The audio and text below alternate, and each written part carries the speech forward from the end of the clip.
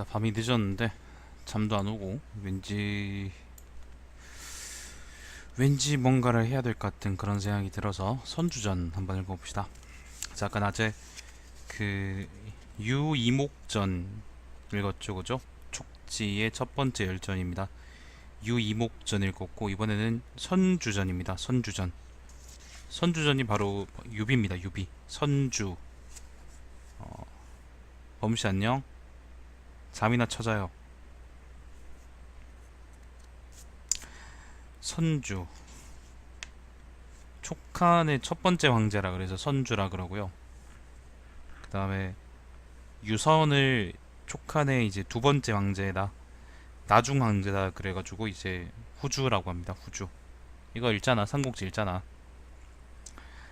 자, 선주는 성이 유이고 휘가 비며 자는 현덕이다. 휘라는 거는 이름입니다. 이름. 왕이나 황제 이름을 보고 휘라고 하죠. 탁군 탁현 사람으로 한나라 경제의 아들 중산정왕 유승의 후예이다. 탁군 탁현이 어디냐면은 잠이나 저자라고요. 그게 무슨 욕이야. 탁군 탁현이 여기에요. 여기가 이제 탁군 탁현이고 지금 북경 근처라고 생각하면 돼요. 여기 정확히는 이제 요 지역이 지금의 북경이고 뭐 그 근처 지역이죠. 보면은 상당히 특이한 게 우리가 보면은 조조나 손견이나 뭐 손권이나 유표나 이런 사람들이 전부 다 이제 중원 지역이나 하고는 이제 거의 준하는 지역 출신이라는 것에 비해서 유비는 시끄러워요.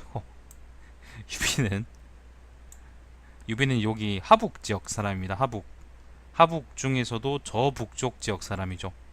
그게 좀 특이합니다. 물론 이제 그 족보가 확인되는 사람이기 때문에 그 한나라 황족이긴 한데 뭐 그럼에도 불구하고 아무튼 저 북쪽에서 그 북쪽 출신이라는 게 좀 특이하긴 합니다. 이리저리 사실 이제 화북 지역에서 이제 위명을 알렸던 그 원소조차도 사실 고향은 하북이 아니지 않니? 자, 아무튼 탁군 탁현 사람입니다. 그리고 그 유비의 이제 선조가 한나라 경제 아들인 이제 중산정왕 유승이란 사람인데, 요 중산정왕에 대해서는 제가 옛날에 사기 세가를 읽으면서 한번 봤던 적이 있어요. 제가 그걸 번외편으로 만들어 놨으니까 뭐 달마시안 사기 세가 번외편 중산정왕 유승 뭐 이런 식으로 검색을 하시면 아마 그 관련한 대목이 남아 있을 거예요. 자, 유승의 아들 유정이 원수 6년에 요거는 이제 그 연호계 쪽이죠. 탁현의 육성 정후에 봉해졌지만 죽음을 조금 바쳤다는 이유로, 죽음이라는 건 아마 황실에 보내는 곡물 같은 거겠죠. 자기를 박탈당하고 집에 있었다. 유비의 할아버지 유웅, 아버지 유홍은 대대로 주군에서 일을 했다. 주군이라는 건 여기 탁군 지역에 살았다, 뭐 살면서 이제 일을 했다 그런 말인가? 아니면 여기 이제 주현이라는 곳인데 혹시 여기를 의미하는 건 아니겠지? 그냥 뭐 그 요 지역에서 그냥 일했다 뭐 그런 말이겠죠. 자, 유웅은 효렴으로 천거되어 관직이 동군 범현의 현령까지 이르렀다. 동군의 범현이라 그러면은 동군이 어디입니까? 여기가 청하, 여기 남쪽이 제음, 산양, 여기가 동군 아닌가? 여기 동군이고 범현이 어디죠? 범현이 요 근처 어디일 텐데. 한나라 때의 제후왕들은 여기 범현이네. 여기가 범현입니다. 한나라 때 왕들은 특히 이제 전환시대 이제 경제 시기의 왕이라 그러면은 사실 이제 그 제후왕들이 실권을 잃어가는 그런 과정 중에 있는 그런 거죠. 그리고 보면은 유비의 그 선조가 보면은 지금 죽음을 적게 바쳤다는 이유 때문에 자기를 박탈당했다 그랬으니까 뭐 사실은 황족이지만 별 볼 일 없는 황족인 거지. 맞아, 정확히 그런 말이에요. 자, 아무튼 범현의 현령까지 이르렀다. 유비는 어려서 아버지를 여의고, 요거는 유비의 할아버지 이야기입니다. 자, 아버지를 여의고 어머니와 함께 집신과 자리를 엮어 생계를 꾸려나갔다. 자, 돗자리 장수 유비. 자, 그의 집 동남쪽 모퉁이 울타리 옆에 높이가 5장쯤 되는 뽕나무가 있는데 나뭇가지와 잎이 무성해 멀리서 바라보며 마치 작은 수레덮개와 같았다. 그곳을 가는 모든 사람은 모두 이 나무를 기이하게 여겼으며 어떤 이는 이 집에서 틀림없이 귀인이 나올 것이라고 생각했다. 유비는 어렸을 때 같은 종중의 아이들과, 종중이라는 거는 같은 황실이긴 한데 별 볼 일 없는 황실, 뭐 그런 말이겠죠. 자, 종중의 아이들과 이 나무 밑에서 놀며 말했다. 나는 반드시 깃털로 장식한 개거를 탈 것입니다. 개거라는 거는 여기서 천자의 수레랍니다. 천자의 수레. 자, 그때 작은아버지 유자경이 말했다. 허튼 소리 하지 마라. 우리 가문이 좆되겠구나. 라고 했는데 유비는 황제가 됐지 실제로. 자, 유비가 15살 때 어머니가 공부를 배우도록 해서 유비는 같은 종중인 유덕연과 요소군의 공손찬과 함께 전에 국왕태수를 지낸 같은 군 출신 노식의 제자가 되었다. 요서의 공손찬이라 그랬는데 요소라는 건 욕이 의미합니다. 공손찬이 욕이 출신인가? 옛날에 나왔는데. 자, 그 다음에 노식이 국왕군 태수라 그랬는데 국왕이라는 게 어디냐면은 여기 요 지역이 국왕입니다. 요 지역. 예, 수층 근처가 요 지역 국왕입니다. 자, 아무튼 노식한테 공손찬하고 같이 배웠다. 그래서 이제 나중에 보면은 그 노식하고 유비가 동문수학한 사이다 뭐 그런 얘기가 연의에도 나오고 그러죠, 그죠? 노식은 유명한 사람입니다. 유비하고 공손찬이. 자, 유덕연의 아버지 유원기는 늘 유비에게 학비를 대주고 아들 덕연과 똑같이 대했다. 원기 아내가 말했다. 각기 따로 일가를 세우는데 어찌 늘 이와 같을 수 있습니까? 그러니까 유비한테 왜 자꾸 학비 대줍니까? 그런 말입니까? 자, 유원기가 말했다. 우리 종중에 있는 이 아이는 평범한 사람이 아닙니다. 공손찬과 유비는 서로 우정을 쌓았다. 공손찬이 연장자이므로 유비는 그를 형으로 대했다. 유비는 책 읽기는 그다지 좋아하지 않고 개와 말과 음악과 아름다운 옷을 좋아했다. 그는 키가 7자 5치로 손을 아래로 내리면 무릎까지 닿고 눈을 돌려 자기 귀를 돌려볼 수 있었다. 적어도 비만하였나 보네 나처럼. 자, 평소 말수가 좋고 아랫사람들에게 잘 대해주며 기쁨이나 노여움을 얼굴에 나타내지 않았다. 의로운 사람들과 사귀기를 좋아하므로. 춘추시대가 뭐가 좋아요. 눈 감아가면 포비아가는 서울 같은 세상인데. 의로운 사람과 사귀기를 좋아하므로 젊은이들은 다 두어 그를 가까이 했다. 중산의 큰 상인 장세평과 소상 등은, 야, 장세평하고 소상이 여기 나오네요. 난 이거 연희에 나오는 사람인 줄 알았는데 여기 그 정사에 나오네. 중산이 어디냐면은 정확히 내가 어딘지 모르겠는데, 아, 여기네. 요 지역이 중산입니다. 옛날에 여기 중산이라는 나라가 있었어요. 예, 아무튼 저 근처 어디였을 겁니다. 자, 소상 등은 천금의 재산을 모아 탁군 일대에서 말을 사려다가 유비를 보고 뛰어난 인물이라 여겨 그에게 많은 돈을 주었다. 유비는 이로부터 돈을 얻어 무리를 모을 수 있게 되었다. 후작 백작이 나라를 받는 게 아니라 그냥 그 사람들이 왕이야. 자, 영제 말에 영제가 헌제의 전전 황제입니다. 예, 영제, 소제, 헌제 이렇게 가죠. 자, 영제 말에 황건적이 일어나자 주군에서는 각기 의병을 일으켰다. 유비는 부하들을 이끌고 교위, 추정을 따라가 황건적을 토벌하여 공을 세우고 안희현의 위에 임명되었다. 자, 유비가 공을 세웠답니다. 황건적. 뭐 도원결이 그런 얘기는 일단 없네요. 나중에 나오려나?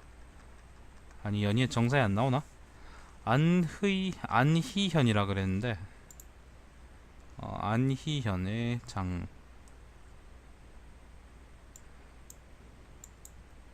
예, 안희현의 장. 여기에 임명됐는데 여기가 탁군이고죠. 여기가 이제 안희현인데 예, 안희연이 장이 아니고 위랍니다. 위라는 것도 아마 벼슬 이름이겠죠. 자, 군의 도구가 공적인 일로 현에 왔을 때, 도구라는 거는 관직 이름일걸? 감독하고 뭐 그런 사람일걸? 자, 유비가 만나기를 청했지만 거절하자 직접 안으로 들어가 도구를 묶고 곤장 200대를 때렸다.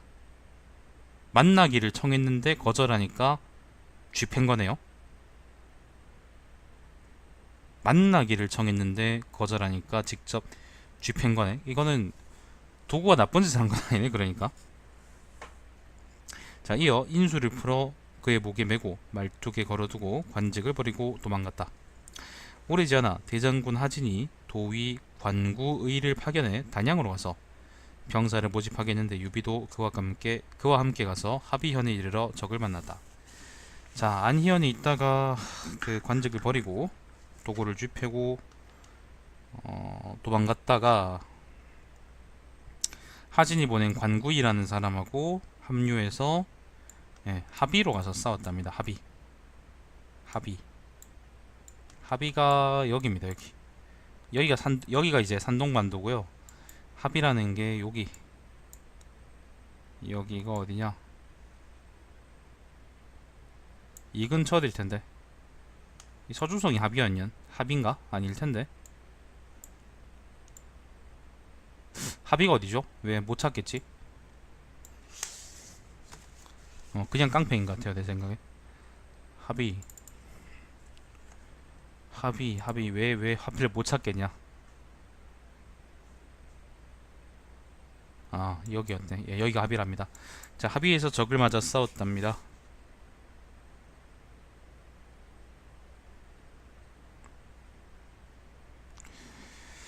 자, 힘껏 싸워 공을 세웠으므로 하밀현의 승이 임명되었으나 또다시 관직을 버렸다. 뒤에 고당현의 위가 되었다가 현령으로 승진했다.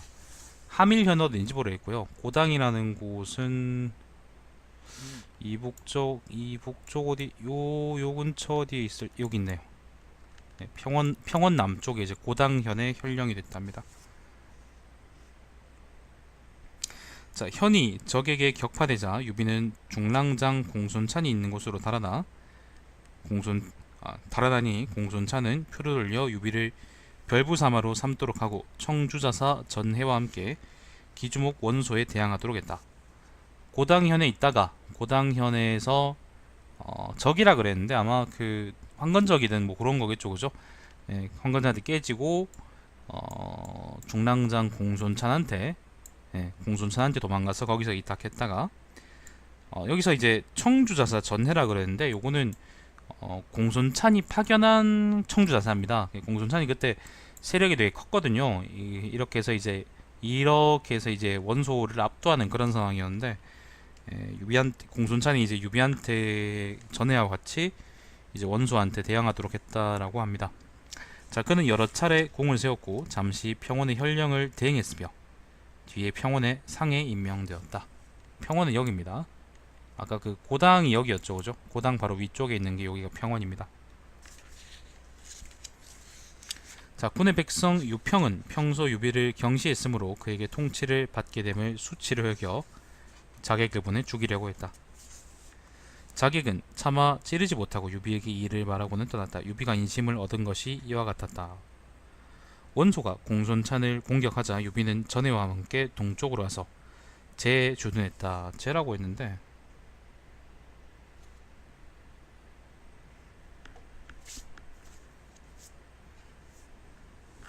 잠깐만요.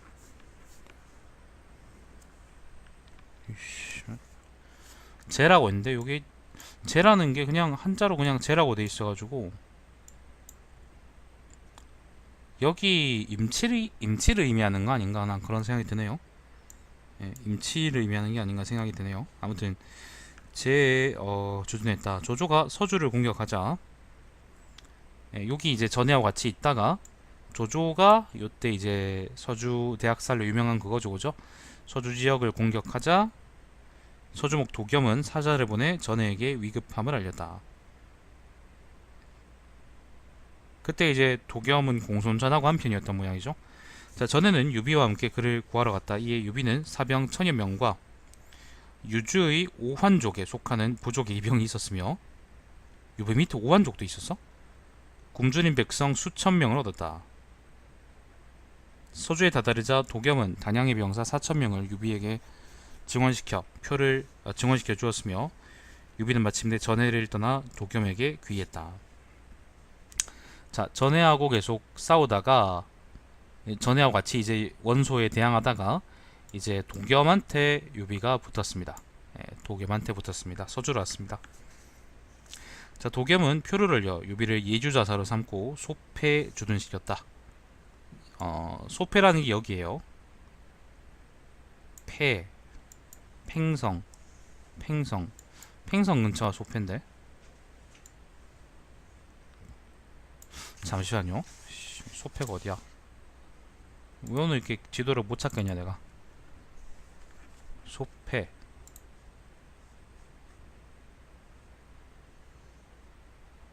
소패가 여기네요. 팽성이 여기고 소패가 여기네. 소패 주둔시켰다.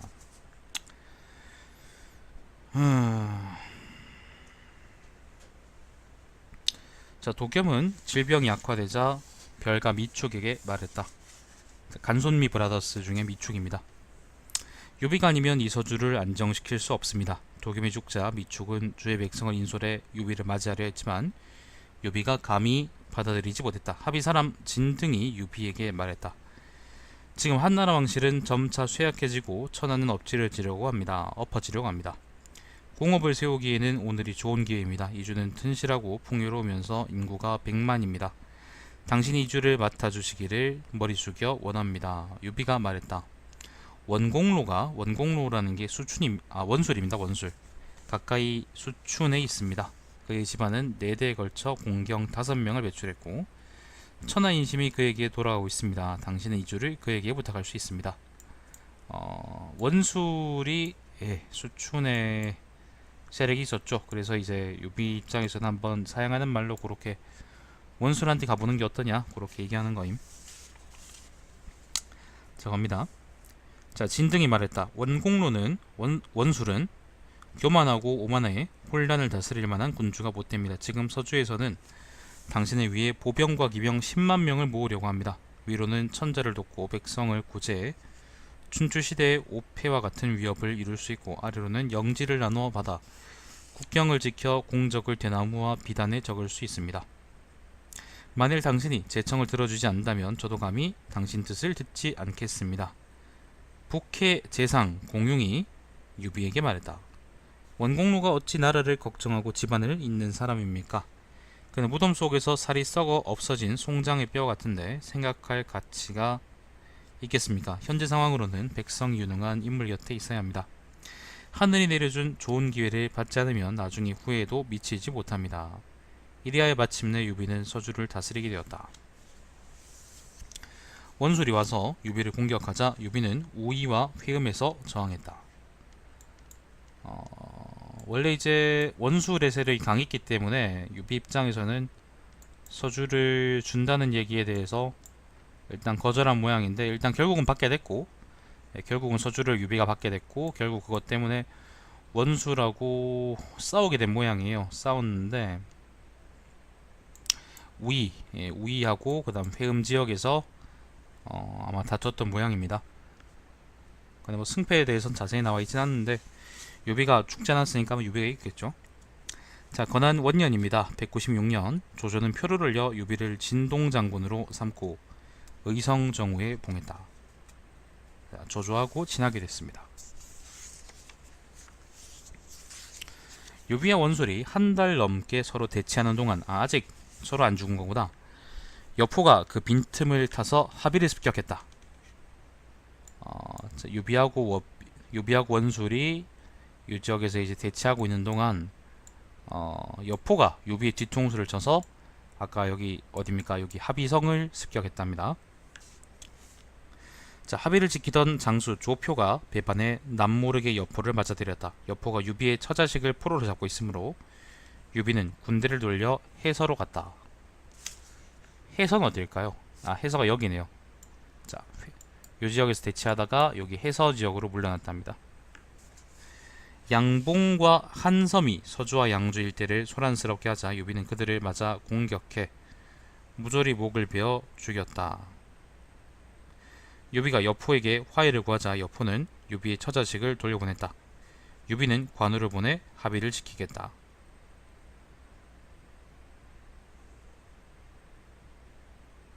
합의를 지키겠다고요? 합의는 여포관인가? 지금? 자, 유비는 소패로 돌아와. 자, 유비가 이번에는 소패로 해서에서 있다가 소패로 왔답니다. 소패로 돌아와 다시 병사 만여 명을 얻었다. 여포는 이를 꺼려 직접 병사를 이끌고 나와 유비를 공격했다. 유비는 싸움에서 져서 조조에게 몸을 의탁했다. 네, 결국에는 져서 이제 조조한테 항복했다 합니다. 뭐 진나라랑 초나라랑 싸우는데 초나라도 큰 나라니까. 아무튼 유비가 이제는 조조한테 들어왔습니다. 유비가 이탁했던 세력은 다 망했죠. 나중에 결국에는 조조도 망하죠. 몇 세대 뒤에.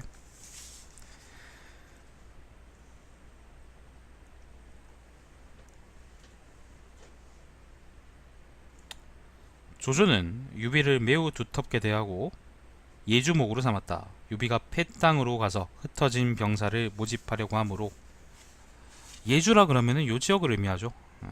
허창 근처 이제 요 지역이 이제 예주라고 생각하면 됩니다. 근데 요 예주목으로 삼았다는 게 현실성이 왜 없어요? 네, 안녕하세요. 예주라 그러는 게 이제 요 지역인데 요 지역의 목으로 삼았다는 게 그 요 지역을 실제로 다스리는 사람이 아니라 그냥 일종의 명예직을 줬다 뭐 그런 말입니다. 그 정도로 대우할 만한 사람이라는 거죠, 유비가. 자, 유비가 폐 땅으로 가서 폐라는 게 여기가 초현이고요. 여기가 진이고요. 여기가 이제 폐 땅이는 폐. 팽성이 여기고 소패가 여기입니다. 폐가 여기입니다. 자, 폐로 가서 흩어진 병사들을 모집하려고 하므로 조조는 그에게 군량미를 공급하고 병사를 늘려주어 동쪽의 여포를 치게 했다. 여포가 고순을 보내 유비를 치자 조조는 하우돈을 보내 가서 유비를 돕도록 했지만 구하지 못하고 고순에게 패해 다시 유비의 처자식을 포로로 여포에게 보냈다. 조조는 직접 동쪽으로 정벌을 나가 유비를 도와 합의해서 여포를 포위했다.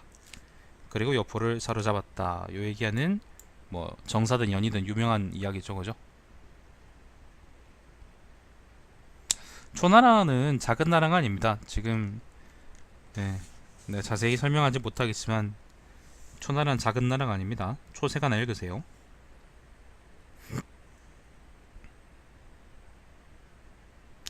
자, 유비는 다시 처자식을 얻어 요포를 따라 허도로 돌아왔다. 자, 아무튼 조조가 서주를 그래서 평정해버렸고 다시 또 유비는 그 조조를 따라서 이제 허창으로 돌아왔답니다. 자, 조조는 표를 올려 유비를 좌장군에 임명했다. 이때까지 허창이 아니지. 아무튼 좌장 임명했다. 그리고 유비에 대한 예절은 갈수록 정중해. 밖으로 나갈 때는 똑같은 수레에 타며 앉을 때도 자리를 같이 했다. 원술이 서주를 지나 원소가 있는 북쪽으로 가려고 하자 조조는 유비를 보내 주령과 노초를 이끌고 원수를 치게 했다. 서주에 다다르기 전에 원술은 병으로 죽었다. 원술이 남양에도 세력이 있었고 그 다음에 여기 어디입니까? 구강지역에도 세력이 있었었는데 이때는 원술이 사실은 남양에서 세력을 다 잃고 요 지역에 있으면서 점점 이제 자기 기반을 깎아먹던 그런 시절이었어요. 그래도 세력은 그래도 큰 나라는 큰 나라야. 자, 그래서 이제 원술 입장에서는 자기가 이제 옥새도 있고 그러니까 그 북쪽으로 와서 이제 원소한테 자기 형한테 자기 사촌형인가? 아무튼 형한테 이복형인가?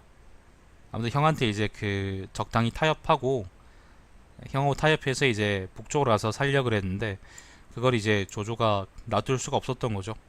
그래서 유비를 보내가지고 그 원술을 잡으려고 했는데 원술이 그 유비가 서주에 오기 전에 원술이 그냥 병으로 죽어버렸다 뭐 그런 얘기입니다.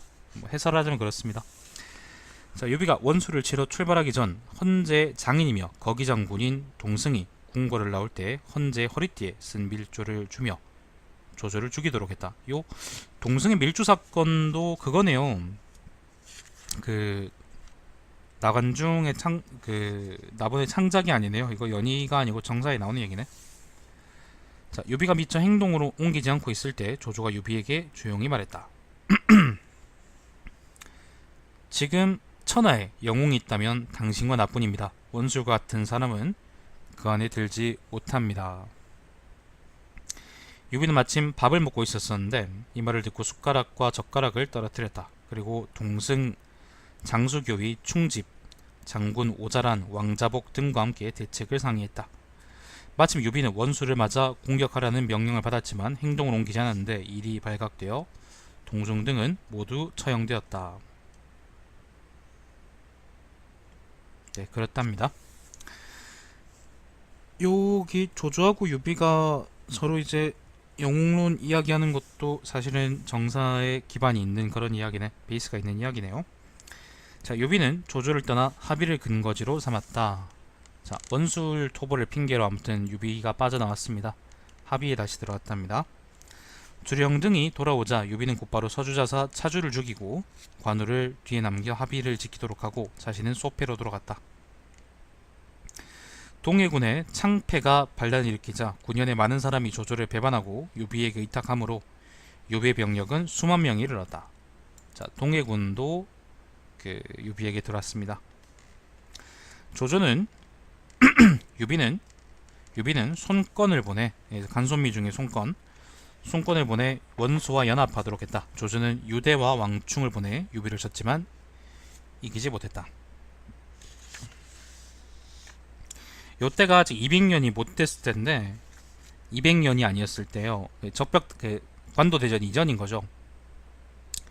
전체적인 맥락을 한번 짚어보면은 중원은 조조가 평정했고 서주에는 지금 유비가 나가가지고 여기 세력을 잡았고, 그리고 하북 지역에는 공존찬을 작살내고 원소가 패자로 군림하고 있었고, 그죠?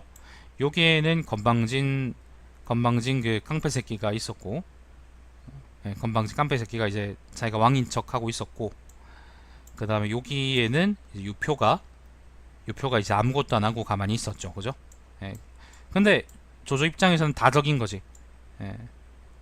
한 새끼 믿을 놈 없었고, 원소도 적이고 유비도 적이고 유표도 적이고, 그리고 손책이죠. 손책도 적이고 양아치 손책 적이고, 그 다음에 이제 사실은 요 지역도 우호적이라 할 수는 없는데 나중에 이제 원상하고 이제 전쟁할 때 관중이나 아니면 관서 지역의 농서 지역의 궁벌들은 조조한테 이제 조조를 적대하지 않고 조조를 도와주게 되죠. 아무튼 그런 의미에서 이 중원 지역이 직접 접하고 있는 지역에서는 조조의 편이 없었던 셈이고, 조조가 좀 많이 힘들었던 그런 때라고 얘기할 수 있습니다.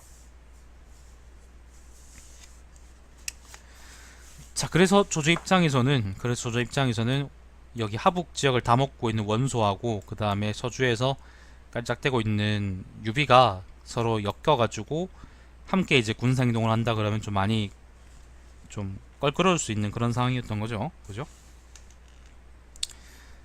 자, 그렇게 됐답니다. 자, 건한 5년입니다. 건한 5년. 200년입니다. 조조는 동쪽으로 유비를 토벌해 그 병력을 다 손에 넣었으며 유비의 처자식을 포로로 잡고 아울러 관우를 사로잡아 돌아왔다. 유비의 처자식 얘기는 항상 나오네. 요게 건한 5년입니다. 200년일 때 이때 이제 조조가 서주를 먹고 유비를 쫓아냈답니다. 자, 유비는 청주로 달아났다. 산동 지역으로 달아났다.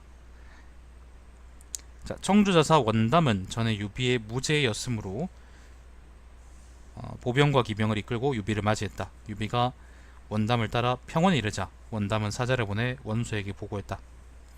원소는 부장을 보내 길에서 유비를 맞이해 받들도록 하고 자신은 업에서 200리 떨어진 곳까지 가서 유비에 만났다. 이곳을 머문 지 한 달쯤 되자 뿔뿔이 달아났던 병사들이 점점 모여들었다. 조조가 원소와 관도에서 서로 대치하고 있을 때, 자, 아무튼 유비는 지금 어디에요? 그 원소한테 갔죠, 그죠? 유비 처자식은 전리품 보물 같은 거 아닐까? 보물. 왜 청룡오늘도 같은 그런 보물 있잖아. 게임에 나오는 보물처럼 전리품 능력치 올려주고 그런거. 자, 유비는 원소한테 있었고 조조는 이제 여기 있었으니까 이제 관도에서 싸우게 되죠, 그죠? 예, 관도에서 싸우게 됩니다. 자, 조조가 원소와 관도에서 서로 대치하고 있을 때 연암의 황건적, 유벽 등이 조조를 배신하고 원소에게 호응했다. 연암 지역이 어디냐면은 여기입니다. 여기가 연암이거든요. 넓은 땅입니다. 예, 유벽 이야기는 여러분 아시죠, 그죠? 그 연희에서는 장비가 여기 있었다라는 얘기도 있는데, 자, 원소는 유비를 보내 병사들을 지휘해 유벽 등과 허현 주변을 탈취하겠다. 관우는 유비가 있는 곳으로 도망쳐 돌아왔다. 조조는 조인에게 병사를 지휘해 유비를 치겠다. 근데 여기는 장비 이야기는 없네. 자, 유비는 원소의 군대로 돌아갔지만 은밀히 원소에게 떠나려고 생각해 원소에게 남쪽 형주목 유표와 연합하라고 진언했다. 원소가 유비에게 부하들의 지휘를 맡기자 유비는 연암으로 가서 적군 공도 등과 합류했으므로 그 병력이 수천 명이나 되었다. 조조는 채양을 보내 그를 공격했는데 채양은 유비에게 살해되었다. 자, 관도에서 유비하고 원소하고 조조가 대치하고 있을 때 조조가 원소, 그러니까 그 연암 지역의 황건적들이 유벽하고 공도 같은 사람들이 반란 일으키고 이제 원소하고 호응하려고 그랬는데 배후에서 그때 유비가 원소를 빠져나가기 위해서 원소를 빠져나가기 위해서 연암으로 와가지고 이제 깽판을 쳤다, 뭐 그런 얘기라고 생각하면 되겠습니다.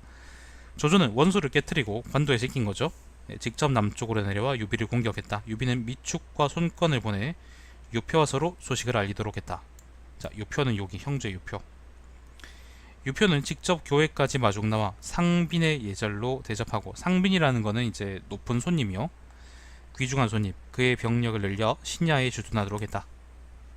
자, 연암에서 개 깨지고 조조한테 다시 개 깨지고 이번에는 양양 북쪽에 있는 신야에 주둔하게 됐습니다. 사실은 그 유표한테는 그 신야 말고 이제 여기 남양군 있죠. 완현에 장수가 있었는데 장수는 이미 조조한테 먹힌 상태였고, 그래서 사실은 그 직접 이제 조조하고 대치하고 있었는데 신야에다가 유비를 박아 놓음으로써 어쨌건 이제 장애물 하나를 심어 놓은 셈이 되는 거죠. 만약에 적벽이란다, 그 관도에서 대치하고 있을 때 유표가 만약에 조조의 뒤를 찔렀다면, 엉덩이를 찔렀다면 아마 그 이후의 역사가 좀 많이 달라졌을지도 모릅니다. 근데 그러지 않았지. 자, 형주의 호골 중에서 유비에게 기탁하는 자가 나날이 많아지자 유표는 유비의 마음을 의심하여 몰래 그를 방비하고 하우돈과 우금 등을 방망에서 막도록 했다. 자, 하우돈하고 우금하고 방망에서 싸웠다. 신야가 여기죠, 그죠? 신야가 여기고 방망이 어디더라? 이 근처일 텐데. 여기네. 얘 방망이네. 아무튼 이 방망이 그 방망이겠지. 자, 아무튼 방망이에서 막도록 했다. 시일이 오래 지나 유비는 복병을 두고 하루아침에 직접 자기 군대의 진영을 불태우고 거짓으로 도주했다. 하우돈 등이 그를 뒤쫓았지만 복병에게 격파되었다. 자, 복병으로 하우돈 등을 이겼답니다. 유표가 고자였기 때문 아닐까요? 아무튼 유표가 만약에 적극적으로 군사행동을 했으면 아마 역사가 많이 바뀌었을 거예요. 적어도 아마 조조가 하북 통일을, 그러니까 조조가 이제 중원하고 하북을 통일하는 거를 막을 수는 없었을지라도 아마 시간을 많이 늦출 수 있었겠죠. 아마 그랬을 겁니다. 자, 건한 12년입니다. 207년입니다. 조조가 북쪽으로 오한을 정벌하러 갔으므로 유비는 유표에게 허창을 습격하려고 했지만 유표는 받아들이지 않았다. 지금 여기 막 나오네. 여기 고자 맞네. 요때가 아직 이제 사실은 이제 원소가 이제 관도에서 졌어도 여전히 이제 원소의 아들들, 원소가 죽은 것도 아니었고 죽은 뒤에는 원소의 아들들이 원소의 세력을 개선하고 있었기 때문에 조조가 하북을 먹은 게 아니었어요. 조조가 이제 하북을 먹은 게 7년이나 지난 관도대전에서 7, 8년 정도 지난 207년 정도였으니까 완전히 요직을 평정하고 오한까지 한번 조지고, 오한까지 한번 여기서 조지고, 그죠? 그 끝을 내버린 게 이제 207년쯤이었으니까 사실은 그동안 유표가 만약에 조조하고 한판 뜨려 그랬으면 뜰 수 있는 충분한 그게 있었던 거죠. 여유가 있었던 거죠. 근데 마지막으로 이제 조조가 하북 지역으로 원정을 한 오한 원정 당시에도 유표가 이제 허창을 직접 공격하라는 유비의 충동지를 참아낼 정도로 이제 인내심을 보였던 거는 유표가 고자라고밖에, 유표가 고자 새끼라고밖에 얘기할 수 없는 거지 뭐. 난 왜 그런지 모르겠다. 자기는 먼저 죽을 거니까 상관없다는 건가? 그럴 수도 있겠지. 유니톨로지 신장가?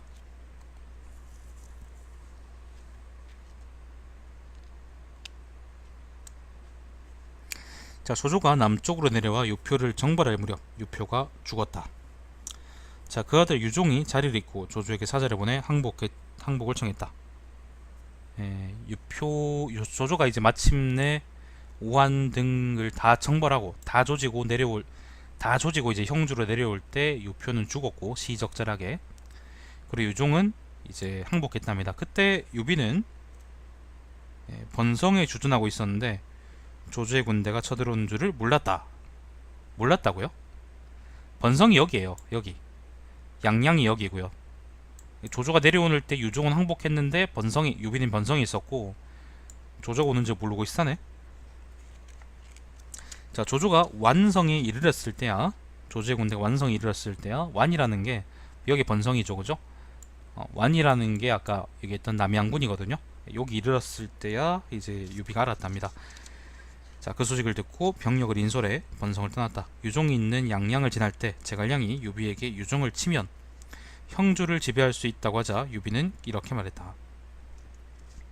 나는 차마 그렇게 하지 못하겠습니다. 자, 그리고는 곧 말을 멈추고 유종을 부르니 유종은 두려워 일어날 수 없었다. 유종의 측근과 형주 사람 다수가 유비에게 귀의했다.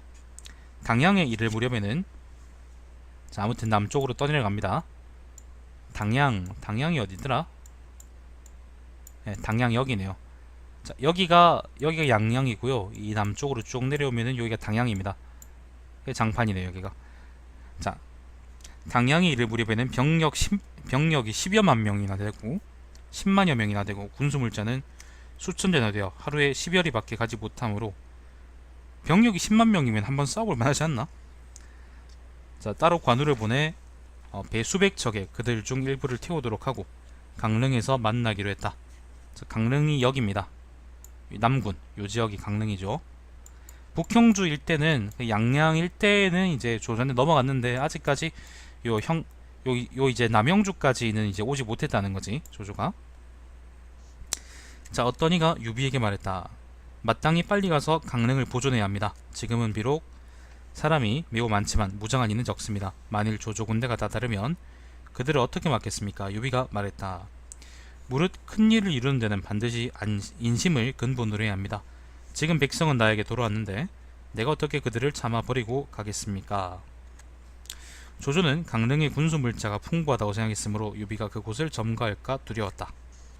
그래서 곧 군수물자를 후방에 두고 날쌘 병력으로 양양에 이르렀다. 유비가 이미 이곳을 지나갔다는 말을 듣고 조조는 정예 기병 5,000명을 이끌고 급히 쫓아 하루 밤낮에 300여리를 가서 당양의 장판까지 추격했다. 장판까지 왔습니다. 안녕하세요. 그 형주라는 게 옛날에 그 초나라란 말이야. 자, 유비가 처자식을 버리고 제갈량 장비 처자식을 버리고 유비 처자식은 진짜 무슨 보물 같은 건가? 매번 유비가 지고 달아날 때마다 이제 처자식을 어떻게 했다는 말이 나오네. 아니면 진수가 그런 거였나? 그런 취향이었나? 자, 유비가 처자식을 버리고 제갈량 장비 조온 등의 수십 기마와 달아나자 조조는 백성과 군수물자를 크게 거두어들였다. 아까 분명히 유비가 그 백성들을 못 버린다 그러지 않았나요? 자, 아무튼 그랬답니다. 자, 유비는 한진으로 달려갔는데 한진이 여기입니다. 장판에서 아무튼 추격 당했고 여기서 개 깨지고 그 유비는 도망가서 한진으로 갔답니다. 한진, 요 지역이 한진입니다. 한진으로 달려갔는데 마침 관우의 배와 만나 면하를 건넜다. 면하가 아마 요 강을 말하는 거겠죠, 그죠? 면하를 건넜다. 그곳에서 유표의 장남인 강하태수 유기의 병력 만여 명을 만나서 함께 하구에 이르렀다. 자, 여기서 쭉 가서 이제 하구, 요 지역이 이제 바로 그 강하 지역이거든요. 예, 하구 지역까지 이르렀다라고 합니다. 자, 유비는 제갈량을 보내 손권과 손을 잡았다. 손권은 주유, 정보 등 수군 수만 명을 보내 유비와 힘을 합쳐 조조와 적벽에서 싸워 크게 깨뜨리고 그 군선을 불태웠다. 자, 적벽은 요 지역입니다. 여기가 적벽이고요. 보면은 아무튼 유비가 이제 여기서 쭉 내려와서 도망치고 하다가 강하의 자리를 잡고, 강하 지역의 자리를 잡고 여기서 이제 송권하고 연합해서 그 오림, 그러니까 적벽 지역에서 이제 조조를 한번 조졌다. 네, 들어가세요. 뭐 그런 얘기죠. 선조준 재밌네요. 자, 유비와 오나라의 군대는 바다와 육지로 동시에 나아가 남군까지 추격했다. 남군이 여기 강릉입니다. 강릉. 이렇게 갔답니다. 바다 아니잖아, 강이잖아. 자, 그때 역병이 발생해 북쪽 조조 군대에게 사망자가 많음으로 조조는 병사들을 인솔해 돌아갔다. 유비는 표를 올려 유기를 형주자사로 임명한 한편 또 남쪽으로 내군을 정벌하러 갔다. 내군이라는 건 여기 형남 지역의 내군을 의미합니다. 무릉, 그 다음 장사, 그 다음 여기 계양, 영릉 요 내군을 의미합니다. 자, 무릉태수 김선, 장사태수 한현, 계양태수 조범, 영릉태수 유도는 모두 항복했다. 여강군의 뇌선은 부하 수만 명을 이끌고 투항했다. 여강이라는 곳이 요 지역이 여강입니다. 요 지역. 샤레마뉴 나중에 내일 하지 않을까? 안녕하세요.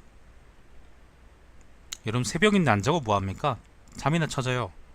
이런 거 들어서 뭐합니까 여러분?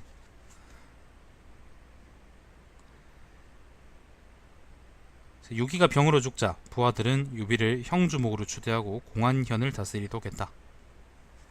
자, 유기도 죽고 유기가 죽었기 때문에 강화도 굴곡해버리고 그 공안, 여기 공안이라는 게 남군 남쪽에 있는 지역입니다. 강릉 바로 남쪽에 요 지역이 공안인데 요 지역에 주둔하면서 형주목이라고 했다는 거죠. 자, 송권은 유비를 점점 두려워하게 되어 여동생을 시집보내 우호 관계를 공고히 했다. 유비는 경성으로 와서 송권을 만나 친밀한 관계를 맺었다. 경성이라는 건 아마 그 시상을 의미하는 거겠죠. 자, 유비하고 송권의 그 여동생이 결혼했답니다. 알겠어요. 그 징그럽게 그러지 마세요.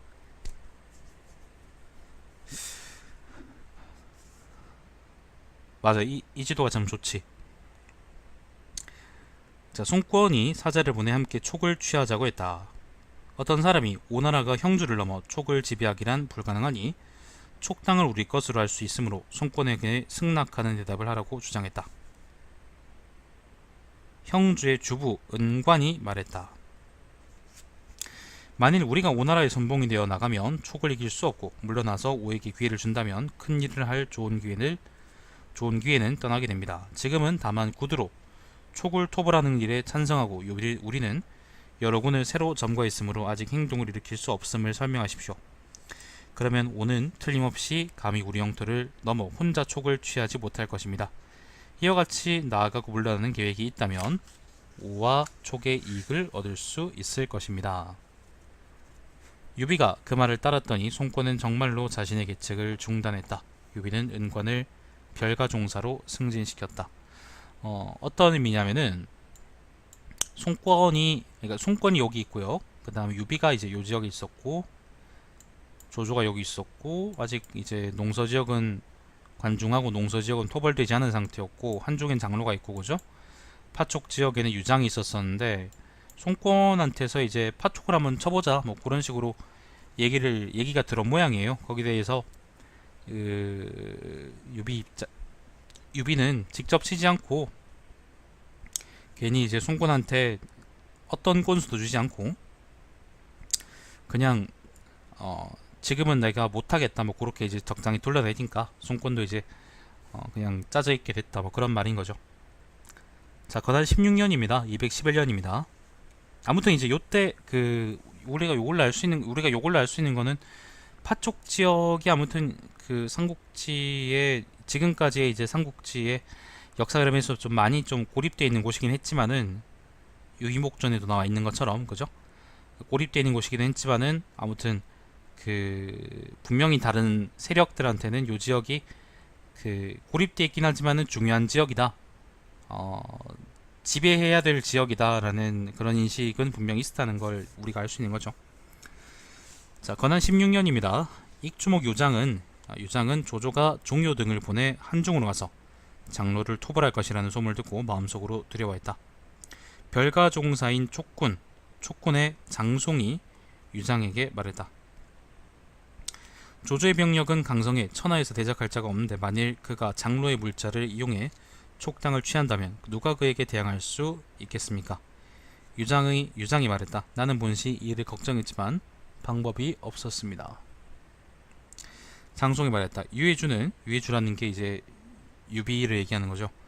당신의 종실이며 조조의 철천지 원수입니다. 그는 용병에도 뛰어나니 그를 시켜 장로를 토벌하게 한다면 장로는 반드시 격파될 것입니다. 장로가 격파되면 익주는 강성해질 것이고 비록 조조가 오더라도 할 수 있는 방법이 없을 것입니다. 장송이 유비를 끌어들이게 된 배경에 대해서는 앞에 이제 유이목전에 이제 남아있죠, 그죠? 장송이 조조한테 삐져서 유비를 추천해 준 겁니다. 자, 유장은 그 말을 옳다고 생각하고 법정을 보내 병사 4,000명을 인솔해 유비를 맞이하게 하고 앞뒤로 값비싼 선물을 보냈다. 법정은 이 기회에 익주를 취할 수 있는 계책을 유비에게 자세히 말했다. 유비는 제갈량과 관우 등을 남겨 형주를 지키게 하고 보병 수만 명을 이끌고 익주로 들어갔다. 자, 유비가 익주로 들어갑니다. 자, 부현에 이르자, 부현이라는 게 여기입니다. 여기가 부현입니다. 부현. 이게 자동이고요. 요 지역이 성도입니다. 부현입니다. 자, 부현이 이르자 유장이 직접 나와 맞이함으로 요 이야기는 이제 유이목전에 자세히 또 나와있죠, 그죠? 서로 만나 매우 기뻐했다. 친척이니까 좀 멀지만 장송은 법정을 시켜 유비와 모신 방통에게 진언할 때 회담 장소에서 유장을 습격할 수 있다고 말하도록 했다. 모신이라는 건 이제 뭐 계층되는 사람. 유비가 말했다. 이것은 중대한 일이니 조급하게 할 수 없습니다. 유장이 유비를 행대사마 겸 사례교위로 추천했으며 유비도 유장을 행진서대장군 겸 익주목으로 추천했다. 유장은 유비의 병력을 늘려 장로를 치도록 하고 또 백수의 주둔군을 지휘하도록 했다. 백수라는 것은 여기입니다. 요 지역입니다. 장로가 있는 곳이 바로 요 지역입니다. 여기가 한중이죠.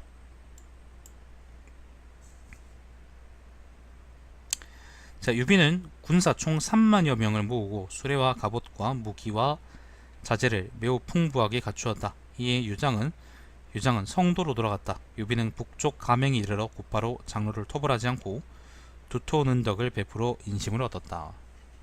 가맹이 여기입니다. 여기가 아까 얘기했던 부현이고요. 요 지역이 검각이고 요 지역이 가맹관입니다. 가맹. 근데 가맹에 있으면서 이제 누굽니까? 장로를 치거나 그러지 않고 그냥 주둔해 있었다. 사람들의 인심을 얻었다라고 하죠. 자, 다음 해에 조조가 숭권을 정벌하려 하자 숭권은 유비를 불러 구원하도록 했다. 그러자 유비가 유장에게 사자를 보내 말했다. 조조가 오를 정벌하려고 하자 오나라는 위급함을 걱정하게 되었습니다. 순시와 저는 본래 입술과 이빨처럼 밀접한 관계이고 또 악진이 청리에서 관우와 대치하고 있습니다. 지금 관우를 도우러 가지 않으면 악진은 반드시 크게 기고 돌아서 익주의 국경을 침범할 테니 그 근심은 장로에 대한 것보다 더 클 것입니다. 장로는 스스로 지키고 있는 적이니 걱정할 필요가 없습니다. 청리라는 게 어디죠? 청리 아까 어디서 봤는데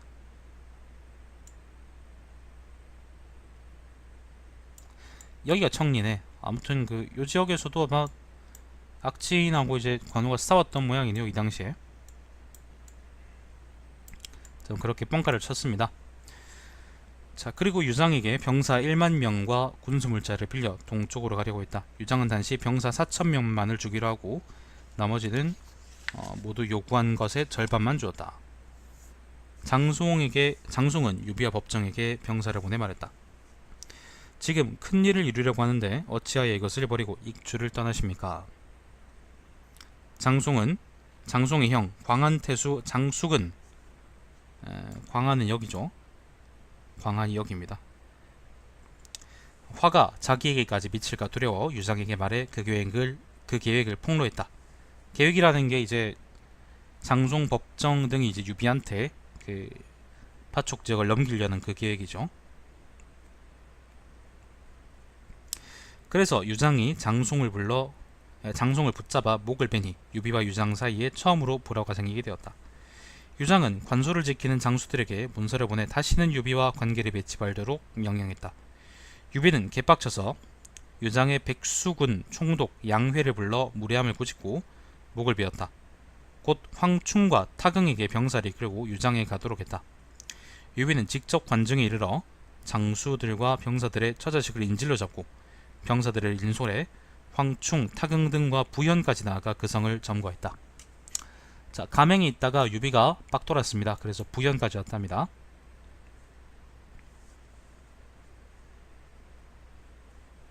유장은 유귀, 냉포, 장임, 증현 등을 보내 부현에서 유비에게 저항했지만 모두 패하고 물러나 면죽을 지켰다. 유장은 다시 이염을 보내 면죽의 군사들을 지휘하겠지만 이염은 병사들을 이끌고 유비에게 항복했다. 면죽이라는 게 여기입니다. 요 지역이 아까 부현이고요. 여기가 바로 이제 면죽입니다. 면죽. 성도 바로 북쪽입니다. 자, 유비의 군대는 점점 강대해졌고 각 장수들을 나누어 보내 속현을 평정했다. 제갈량과 장비와 조운 등은 병사를 이끌고 거슬러 올라와 백제, 강주, 강양을 평정하고 관우만이 형주에 남아 지켰다. 자, 유비가 여기서 이제 깽판 치고 있는 동안 제갈량, 장비 등은 장강을 거슬러 올라와서 이제 다시 또 파촉으로 들어왔답니다. 백제, 강주, 강양을 평정했다 그러는데 백제라는 건 요 지역을 의미하고요. 요 지역을 의미하고 옛날에 이제 무군이죠. 진나라의 무군입니다.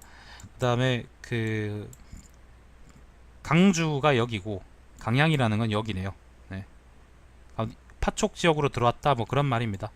유비는 여기 있고 그죠? 유비는 여기 있고 그 다음 제갈량하고 장비는 요 지역으로 들어왔다는 거고. 자, 유비는 군사를 나가게 해서 낙현을 포위했다. 낙현이라는 거는 자, 부현, 면죽현, 그 다음에 여기가 낙현입니다. 네, 낙현을 포위했다. 그때 유장의 아들 유순이 성을 지키고 있었는데 공격당한 지 거의 1년이 되었다. 자, 건한 19년입니다. 여름입니다. 낙성이 공격을 받았다. 유비가 나아가 성도를 에워싼 지 수십일 만에 유장이 성에서 나와 항복했다. 촉은 풍요롭고 생산물이 풍부한 곳이므로 유비는 주연을 열어 병사들을 위로하고 성 안에 있는 금과 은을 취해 장수와 병사들에게 나누어 주었으며 곡물과 비단은 원래 있던 곳으로 돌려보냈다. 유비는 또 익주목을 겸하고 제갈량은 그를 보조하며 법정은 꾀를 내는 상담역을 하고 관우와 장비와 마초는 무장이 되고 허정과 미축과 간홍은 귀빈 대우를 받았다. 동화와 황권과 이염 등은 본래 유장이 임용한 관원이며 오일과 비관 등은 유장의 인척이고 팽양은 유장에게 배척당한 자이며 유파는 예전부터 한을 품었던 사람인데 유비는 이들을 모두 중요한 직책에 임명해 그 재능을 충분히 발휘하도록 했다. 그러므로 뜻있는 선비치고 진력함을 다투지 않는 이가 없었다. 유비가 일단은 여기 잠깐 끊으면요. 유비는 원래 고향이 여기입니다. 탁군입니다. 탁군입니다. 탁군에서 전국을 떠돌다가 형주에서 겨우겨우 이제 자리를 잡고 제갈량 같은 사람들도 이제 없고 그죠? 여기서 다시 또 남쪽으로 내려와서 남영주에서 겨우겨우 자리를 잡고 쫓겨나가지고 남영주에 자리 잡고 그리고 이번에는 파 쪽으로 들어와서 이제 익주를 먹은 거죠. 그렇기 때문에 유비한테는 유비를 따르는 사람들이 이제 조조나 아니면 송권 같이 그렇게 뚜렷하지가 않습니다. 그러니까 딱 이제 일원적이지 않습니다. 예를 들면 조조는 중원이나 하북 지역을 중심으로 한 사람들이 그죠? 특히 이제 중원 지역을 중심으로 한 그 자기 이제 친척들이나 아니면 자기 그 주변 호족들을 중심으로 한 이제 세력이 이제 조조의 가장 큰 세력인 거고요. 송권은 여기 이제 오나라의 예, 그 어디입니까? 장강 이남 지역에 있는 이제 해적들, 산적들이 모여서 만든 국가니까 이제 그 세적들하고 산적들이 이제 오나라의 가장 큰 세력이고요. 그리고 근데 이제 유비의 경우에는 탁현과 이제 그때 탁현이나 아니면 요 정국을 또 돌아다닐 때 그때부터 이제 따라온 사람들도 있고요. 그 다음에 형주에 있을 때 얻은 사람들도 있고 그리고 마지막으로 이제 익주에 들어와서 얻은 사람들 있잖아요. 그 사람들 사이 이해관계라는 게 되게 복잡한 겁니다. 되게 복잡한 거죠. 예를 들면 이제 간손미 브라더스는 우리가 이제 삼국지에서 능력치가 딸린다고 되게 좀 많이 무시하는 그런 경향이 있는데 사실은 이제 유비를 거의 처음부터 서주에서 오는 사람도 있구나. 예, 처음부터 이제 그 수행하면서 거의 이제 처음 수행하면서 그 고락을 다 겪으면서 결국엔 여기까지 온 사람들이잖아요. 그렇기 때문에 높은 대우를 받게 되는 것이고 형주나 아니면 익주에 있던 사람들은 좀 이해관계가 복잡한데 특히 이제 형주에 있던 사람들은 나중에 유비가 형주를 잃어버리게 되면서 네, 입지가 좀 많이 불안정하게 되는 거죠. 아무튼 그런 것들을 좀 우리가 생각할 필요가 있는데 방금 기록을 읽어보면은 그 오일이나 아니면 비관, 유파, 팽양, 동화, 황권 요런 사람들은 전부 다 이제 원래 익주에 있던 사람임에도 적절하게 그 관원으로 임명되어서 대우를 받았다고 하는 걸 보면은 유비가 이제 그러니까 익주 출신들을 배제하지 않고 아무튼 자기 세력으로 잘 끌어들였다는 것을 의미합니다. 요거를 사실은 유지하려고 그러면 정치력이란 게 필요한 것이고 뒤에 총나라가 사실은 큰 내부는 겪지 않았다는 걸 생각을 한다면 정치 자체에서 유비의 그 생각이 이제 나름대로 잘 먹혔다는 걸 얘기하겠죠, 그죠?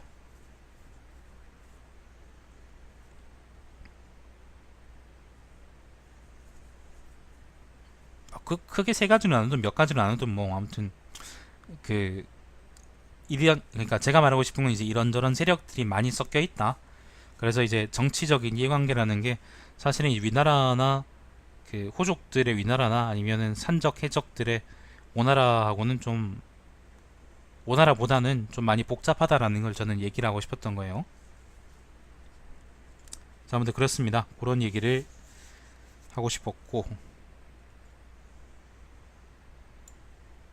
자, 건한 20년입니다.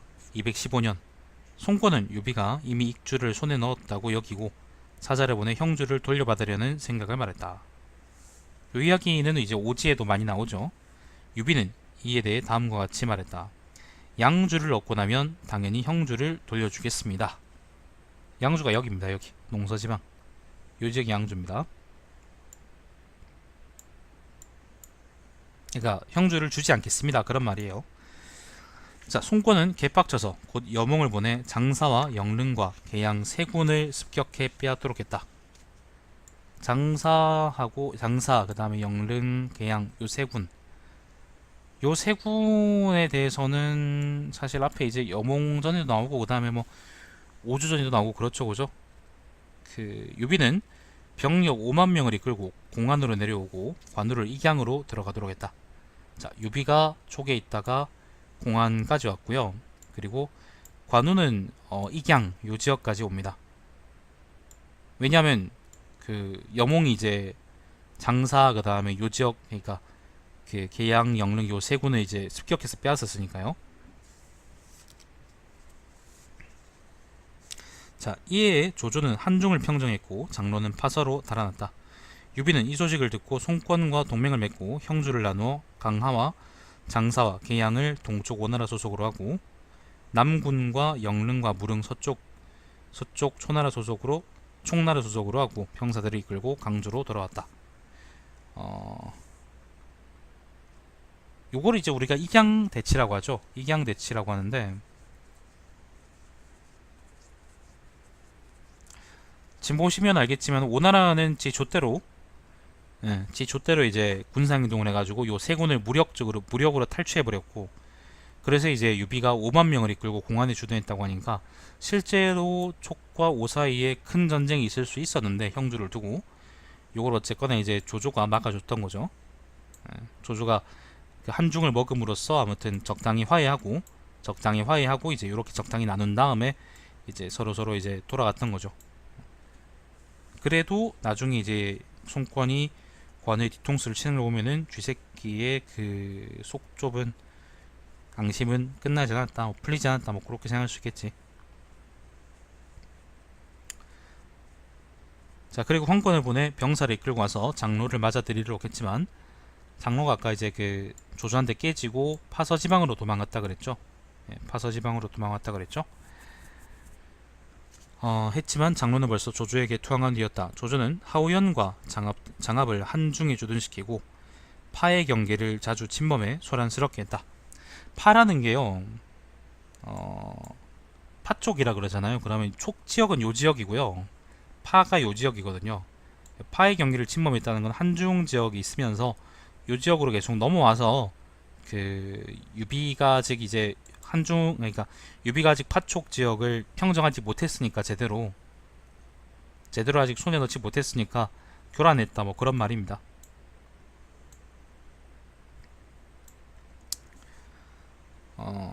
자, 유비는 장비에게 병사들과 탕거로 나아가 와구에서 장압 등과 싸우도록 하여 격파시키니 장압은 병사를 추슬러 남정으로 돌아갔다. 유비도 성도로 돌아갔다. 와구가 어디냐? 탕거가 여기네. 탕거가 여기고 와구가 여기네요. 장비가 장압을 여기서 싸워서 이겼다는 거는 조조군이 이제 거의 이제 강주까지 와서 깽판을 쳤다, 뭐 그런 말이겠네. 아무튼 그렇게 해서 이제 장비가 장압을 조지고 뭐 서로 돌아갔답니다. 자, 건한 23년입니다. 유비는 장수들의 인솔에 한중으로 나아갔다. 자, 한중으로 공격합니다. 장수 오란과 뇌동 등을 나누어 보내 무도로 들어가겠는데 조조 군대에게 전멸되었다. 자, 한중으로 공격해 들어가고요. 그 다음에 무도로도 공격해 갔는데, 무도가 요 지역입니다. 하면입니다. 요 지역으로 공격해 들어갔는데 요 군대는 이제 전멸됐다고 하네요. 자, 유비는 양평관에 주둔해 하우연 장압 등과 대치했다. 양평관은 여기입니다. 여기가 양평관 아니냐? 요 지역이 양평관입니다. 한중을 두고 대치했답니다. 자, 건한 24년입니다. 봄에 유비는 양평관에서 남쪽으로 내려와 면수를 건너 산을 따라 점점 앞으로 나아가 정군산의 진영을 구축했다. 정군산이 어디냐? 요거 정군산인가? 자, 여기 면수겠죠, 그죠? 자, 양평관에 주둔해 있다가 유비가 요 지역으로 와서 정군산으로 가서 진을 쳤답니다. 하우연이 병사를 이끌고 와서 그 땅을 놓고 쟁탈전을 벌였다. 유비는 황충에게 명령해 높은 곳으로 가서 북을 쳐서 공격하도록 해서 하우연의 군대를 크게 깨뜨리고 하우연과 조조가 임명한 익주자사 조옹 등을 참수했다. 조조는 장안에서부터 크게 일어나 남쪽으로 정벌해 났다. 자, 하우연이 죽었습니다. 자, 유비는 다음과 같이 예언했다. 조조가 지금 온다고 해도 어쩔 수 없을 것이다. 나는 반드시 한천을 지키겠다. 자, 조조가 이르자 유비는 병력을 집결시켜 요새에 의지한 채 끝까지 싸우지 않았다. 조조는 몇 달이 지나도 함락시키지 못했고 도망가는 자만 나날이 늘었다. 여름이 되자 조조는 정말로 군대를 이끌고 돌아갔고 유비는 한중을 지켰다.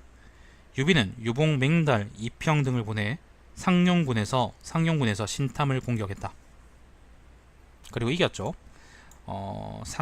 잠깐만요. 지금 일단은 그 좀 끊어지는데 내용이 상용은 여기입니다. 상용은 요 지역입니다. 바로 요 옆이 이제 양양입니다. 자, 내용이 좀 갑자기 훅 지나가 버렸는데 설명을 잠깐 해드리자면은 유비하고 조조는 직접 대등한 세력으로 맞붙은 적이 없습니다. 유비하고 조조는 이제 예를 들면 옛날에 그 서로 깨지고 쥐패고 그랬던 적은 조조가 보통 유비를 쥐패했죠, 그죠? 쥐패고 이제 요조 그 유비의 처자식을 전리품으로 얻거나 뭐 그런 적은 있는데 대등한 세력으로서 맞아 싸운 적은 없습니다. 예를 들면 서주에서 유비가 있을 때도 사실은 조조는 이제 중원 지역을 거의 다 먹은 상태였고 요 지역을 그런 압도적인 세력으로 이제 유비를 조졌던 거기 때문에 사실은 대등하지 않았는데 근데 파촉 지역을 먹은 유비하고 이제 중원 지역을 다 먹은 중원 하북을 다 평정한 조조는 이제 나라 대 나라 국가 대 국가로서 한번 싸워볼 만했던 거죠. 근데 그 싸움에서 이제 유비가 원래 조조 땅이었던 한중을 공격해서 먹어버려요. 먹고 그리고 그거를 조조가 탈환하려고 장안에서 내려왔지만은 그걸 공격을 실패하고 그냥 돌아가 버리죠. 이게 되게 여러 가지로 의미가 있는데 일단 유비라는 사람이 그 보통 우리가 이제 연희에서만 나오는 그런 이미지로만 생각을 하면 그냥 이제 귀큰 그냥 이제 황족이다라고만 얘기할 수도 있는데 근데 실제로는 이제 한 전선의 전쟁 그러니까 한 전쟁에 이제 전선을 맡아가지고 그걸 이겨버릴 수 있을 정도로의 어떤 재능이 탁월한 사람이었다라고 얘기할 수 있는 거고 그리고 조조하고 사실 유비는 요 이후로 한 번도 다시 또 이제 그 대등한 세력으로 맞붙진 않거든요. 직접 두 사람이 직접 맞붙진 않거든요. 거기서 이제 유비가 이겼다는 것도 이제 어쩌면은 조조보다 유비가 예, 재능이 좀 더 뛰어난 사람이 아니었을까 그런 생각도 드는 거고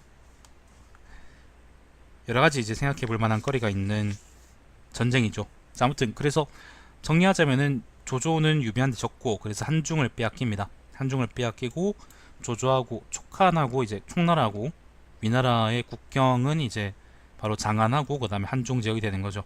요 지역에서 주로 싸우게 됩니다. 요 지역 그러니까 요 지역을 경계로 해서 위나라하고 촉나라의 국경이 만들어지는 거고 그리고 그 이후에 이제 제갈량의 북벌이나 아니면 강유의 북벌 역시 이제 요 지역을 경계로 해가지고 여기서 싸우거나 아니면 여기서 싸우거나 아니면 여기서 싸우거나 이런 식으로 이제 전개가 되는 거죠. 만약에 유비가 한중을 여기서 빼앗지 못했다 그러면은 파촉 지역이 상대적으로 넓은 전선에서 위나라의 공격에 노출될 수밖에 없었을 것이고 그러면 아마 되게 많이 그 그러니까 이후에 이제 제갈량의 북벌이라든가 그런 것들이 난관에 부딪힐 수밖에 없었겠죠. 형주 이야기를 제외하더라도. 그리고 또 하나 이제 얘기하자면은 네 맞아요. 이때 완성됐습니다. 또 하나 얘기하자면은 한중을 먹은 다음에 곧장 이제 유봉 같은 사람들 보내서 그 유비가 상용을 먹어버립니다. 상용 요직을 먹어버리는데 상용을 먹음으로써 그 파촉 지역하고 그 다음에 형주를 잇는 길이 또 하나 늘어나게 되는 겁니다. 한중을 통해서 이런 식으로 원래는 이제 보통 요 지역으로 지나게 되거든요. 요때는 아직 이제 유비가 그 남영주를 잃지 않은 시점이었기 때문에 아직 이제 총권한 뒤통수를 쳐맞지 않은 시점이었기 때문에 상용을 얻은 것도 되게 이제 의미 있는 역할이었고 만약에 우리가 그 나중에 남영주를 잃는 거를 생각을 하더라도 사실 상용을 계속 갖고 있었더라면은 북형주에 대한 계속 이제 지속적인 견제가 가능했기 때문에 그것도 군사적으로 전략적으로 되게 의미 있는 일이었을 텐데 나중에 이제 상용을 잃게 되는 걸로 봐서는 좀 아쉽다고 얘기할 수 있겠죠, 그죠? 자, 아무튼 그렇습니다. 그 요 한중을 먹었다는 게 되게 의미 있는 되게 이제 역사에서 의미 있는 그런 사건이라고 생각하시면 됩니다. 자, 가을이 되자 신하들은 유비를 한중왕으로 추대하고는 그러니까 헌제에게 표를 올려 말했다. 평서장군 도종우 신마초, 좌장군 장사, 진군장군 신허정, 영사마 신방희, 의조 종사중랑 군의중랑장, 군의중랑장 신사원, 군사장군 신제갈량, 탕구장군 한수정우 신관후, 관우, 정로장군 신정후 신장비, 정서장군 신황충, 진원장군 신뇌공, 양부장군 신법정, 흥업장군 신이염 등 120명은 말씀을 올립니다. 옛날 당요는, 당요라는 게 이제 요임금 얘기하는 거죠. 최고의 성인이었지만 조정에는 4명의 간신이 있었고,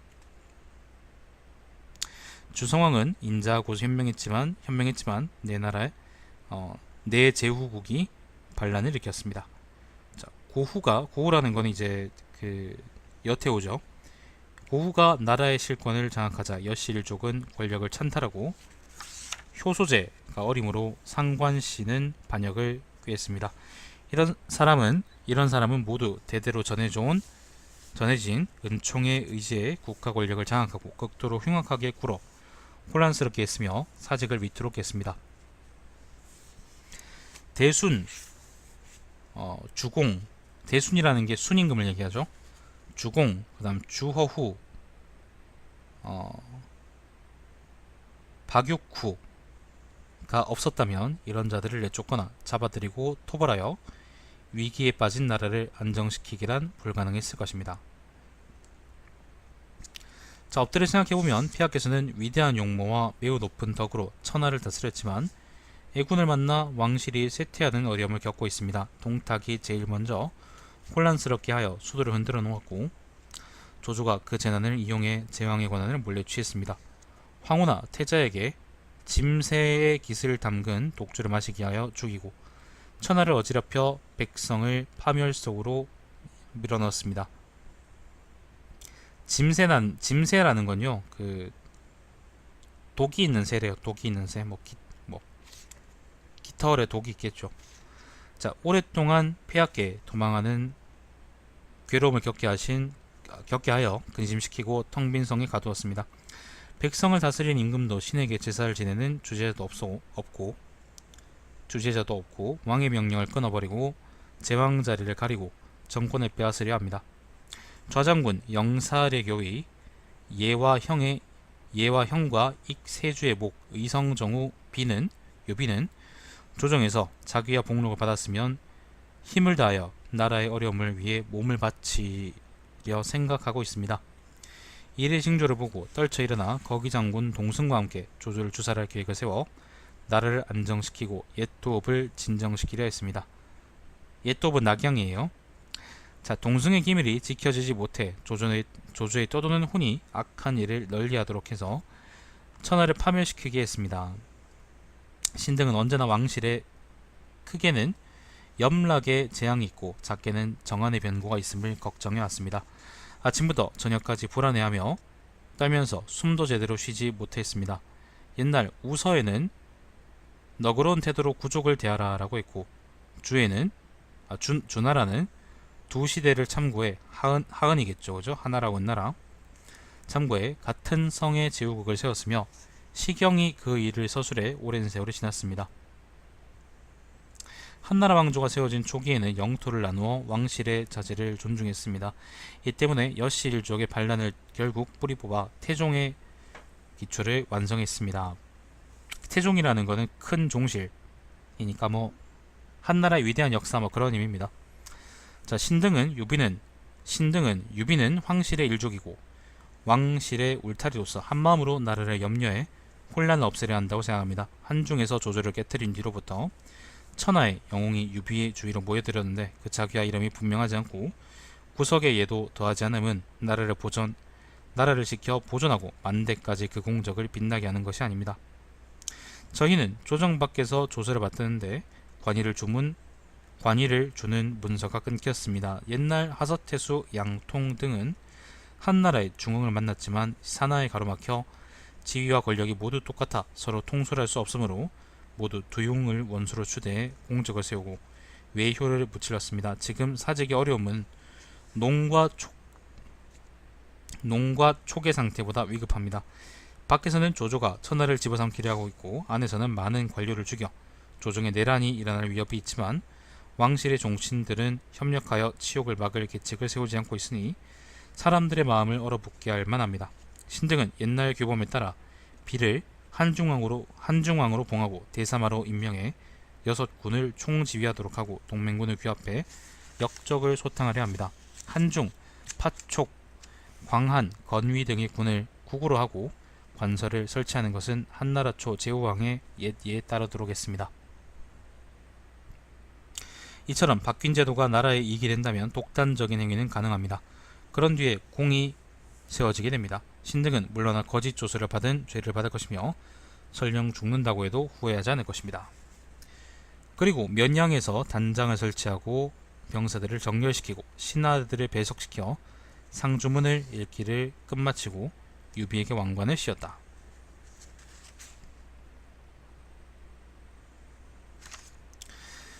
자, 유비는 헌제에게 상주문을 올려 말했다. 신은 자리나 채우는 신하의 재능으로 상장군의 임무를 맡고 세 군을 통솔해 밖에서 조서를 받들었지만 적의 반란을 초탕해 왕실의 안정을 돕지 못해 오랫동안 폐하의 성명한 기화가 쇠미한 상태로 있게 했으며 천하가 혼란스러워 편안하지 못했습니다. 신은 이런 걱정으로 몸을 뒤척이며 잠을 이루지 못하고 두통 같은 질병으로 고통을 받고 있습니다. 전에는 동탁이 혼란을 조장했고 그 이유는 흉악한 자들이 도처에서 날뛰며 천하를 해롭게 했습니다. 폐하의 성스러운 덕과 위풍에 의지해 사람과 신이 모두 호응해 어떤 때는 충의를 떨쳐 일어나 토벌하고 어떤 때는 하늘이 별을 내려 포악하고 반란 일으킨 자들을 소멸시켜 얼음이 서서히 녹는 데 했습니다. 그런데 오직 조조만 오랫동안 제거되지 않아 국가의 권력을 찬탈하고 마음대로 나라를 어지럽히고 있습니다. 신은 예전에 거기장군 동승과 함께 조조를 토벌하는 계획을 세웠지만 기밀이 지켜지지 않아 동승은 살해되고 말았습니다. 신은 갈 곳을 잃고 떠돌면서도 조정의 충의를 다 하려고 했지만 이루지 못했습니다. 조조가 흉악한 반역 행위를 저지르도록 내버려두어 황후가 살해되고 황태자가 독살되었습니다. 비록 동맹을 규합해 힘을 떨치려고 했지만 유약하고 무력이 없어 몇 해가 지나도록 성과가 없었습니다. 항상 느닷없이 죽어 나라의 은덕에 보답하지 못할까봐 자나깨나 줄곧 탄식하며 아침부터 저녁까지 걱정하고 있습니다. 지금 신들은 생각합니다. 전에 우서에서는 너그러운 태도로 구족을 대하라. 그들의 현명함으로 나라를 다스리는 일을 보조하라 라고 했고, 오제는 여기에 더하고 뺐지만 이 도는 지속되고 있고, 주나라는 두 조대를 참고해 희성의 나라를 나란히 세운 결과 실제로 진나라와 정나라의 보좌를 받는 복을 누렸습니다. 고조는 한나라 왕조를 창립해 왕실 자제들을 존중하고 9왕국을 세워 결국 여씨 일족을 참수해 본가를 안정시켰습니다. 지금 조조는 정직한 사람을 증오하고 있으며 이미 찬탈하려는 의도를 드러냈습니다. 종실은 이미 쇠약해졌고 황족으로서 중요한 자리에 있는 이가 없기에 옛날 법식을 생각해보면서 권위의 마땅함을 빌려 신을 대삼아 한중왕으로 추대했습니다. 이게 무슨 말이냐면요, 옛날에 제후왕들을, 그러니까 황제의 그 천자의 그 친척들로 제후국들을 세웠었잖아요. 후한 때는 거의 그러진 않는데 자기를 한중왕으로 대해서 삼아서 옛날 제도를 부활시켜서 역적 조조를 때려잡게 해달라, 뭐 그런 정당성을 내려달라, 뭐 그런 얘기라고 생각하시면 되겠습니다. 자, 계속됩니다. 신이 엎드려 제 자신을 3번 반성하건대 나라의 두터운 은혜를 받아 한쪽에 중임을 맡았으면서도 힘을 다해 효과를 얻지 못하고 얻은 관직이 분에 넘치는데 또다시 높은 지위를 더해 죄악이나 비난을 무겁게 함은 마땅하지 않습니다. 하지만 관료들은 도의를 갖고 신을 가까이 한 것입니다. 신이 한 걸음 물러나 생각해보면 적은 멸망하지 않았고 국가의 혼란을 멈추지 않았으며 종묘는 기울고 서직은 멸망하려고 하므로 신은 직책을 다하지 못함을 걱정하고 죽음으로써 나라를 구하려는 책임을 갖게 됩니다. 만일의 사태의 변화에 대응해 조정을 안정시킬 수 있다면 비록 불과 불 속으로 달려가는 일일지라도 사양하지 않겠으며 감히 떳떳함을 고려하여 뒷날에 후회하는 일이 없도록 하겠습니다. 그래서 여러 사람의 의견을 따라 인세를 받아 국위를 높이기로 했습니다.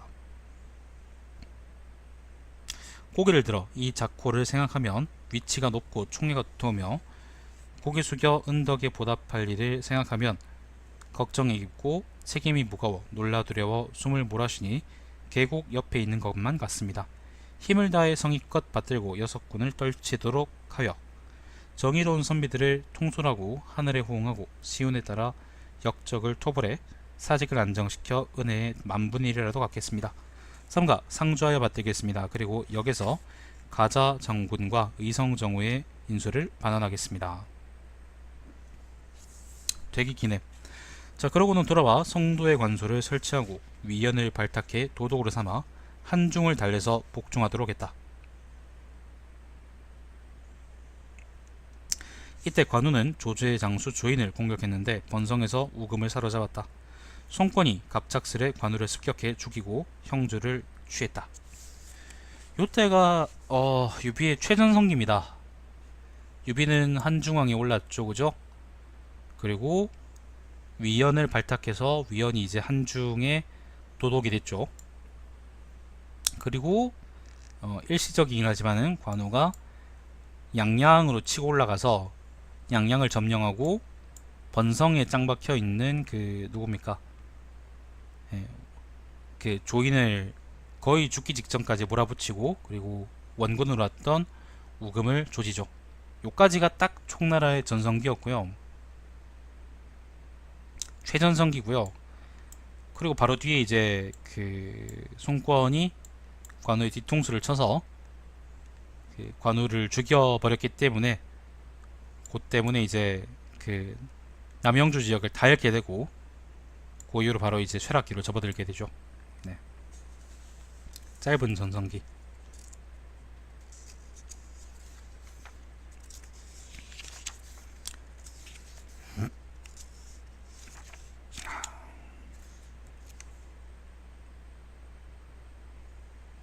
오늘 여기까지 합시다. 제가 지금 그 목이 별로 좋지 않은데 뒤에 지금 보니까 그 유비가 황제에 오르는 그 상주문이 쭉 또 나와요. 10쪽쯤 되는데 요거를 제가 다 읽기가 좀 지금 많이 버겁습니다. 그래서 요까지 하고 내일 다시 이어서 읽도록 하겠습니다. 자, 시청해주신 여러분 감사드리고 제 방송은 유튜브의 달마시안TV에서 다시 보실 수 있습니다. 늦은 밤의 방송인데 아무튼 많은 분들이 봐주셔서 감사드리고 여러분 꼭 발 씻고 주무시기 바랍니다. 자, 다음 시간에 다시 뵙겠습니다. 자, 선주전 다시 읽기 시작합니다. 발음이 왜 이렇게 끊기냐, 꼬이냐. 자, 그 송권이 유비가 함중왕에 오르고 지난번에 그 송권이 뒤통수를 쳐서 이제 형주 지방을 빼앗은 것까지 읽었죠, 그죠? 자, 건한 25년입니다. 위나라 문제가 조비죠, 조비가 황제 칭호를 쓰고 연호를 바꾸어 황초라고 했다. 어떤 이가 한제라는 게 헌재. 차영씨 안녕. 오늘 월요일인데 네가 왜 들어와요? 아, 방학했나? 어떤 이가 한제가 살해되었다고 전하자 유비는 곧장 곡상을 발표하고 상복을 입고서 시호를 효민제라고 추증했다. 물론 이제 나중에는 헌제라고 했죠. 이 뒤로 여러 상서론 조짐들이 줄을 이어 보고되었고 해와 달이 서로 접촉하였기 때문에 의랑, 양천후, 유표, 청의후, 상거, 편장군 장예, 황권, 대사마속, 은순, 익주 방학했어요. 예. 익주 별가종사 조작 이름이 조작이네. 치중종사 양홍, 종사 죄주 하종, 의조종사 두경, 권학종사 장상, 윤묵, 초주 등이 상주문을 올렸다. 수업 간다고요? 학원 가요? 자, 이거는 황제 오르라는 그런 상주문입니다. 신들이 듣기로 하도, 낙서, 오경의 참위서는 공자가 밝힌 것인데 사태에 대처하는 징험이 예로부터 있었습니다. 주의 깊게 살펴보면 낙서, 견, 요도에서는 적이 사흘간 나타나면 번창하고, 여기 적이라는 거는 불다는 의미인데요. 그 박정희, 박근혜 그런 말이 아니고 그 불다 그런 말인데 여기서는 이제 불의 덕이랍니다. 불의 덕. 화덕이라네요. 네. 적이 사흘간 나타나면 번창하고 여러 대를 거쳐 이름과 알맞게 갖춰지면 합쳐 제제가 된다. 제제라는 거는 황제의 제사라는데 아무튼 제제가 된다라고 했고, 낙서 보호명에서는 천도와 제왕의 도가 갖춰지면 황이라고 하고 왕명을 통솔에 성공하고 패하지 않는다라고 했으며, 낙서 녹운기에서는 구후 7걸 이 운명을 다투고 백성은 유해를 불태우며 길을 지나는 사람은 가로 세로로 뒤섞여 사람의 머리를 밟는다. 누가 사람의 주인이 되게 할까? 현묘한 덕을 갖춘 사람이 와야만 한다라고 했고, 효경구명결록에서는 황제는 3번 세우고 9번 만나서 갖춰진다라고 했습니다.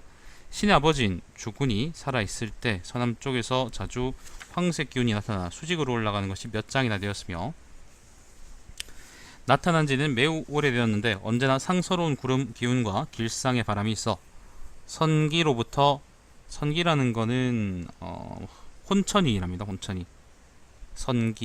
혼천이라는 게 이제 하늘 보는 기구입니다.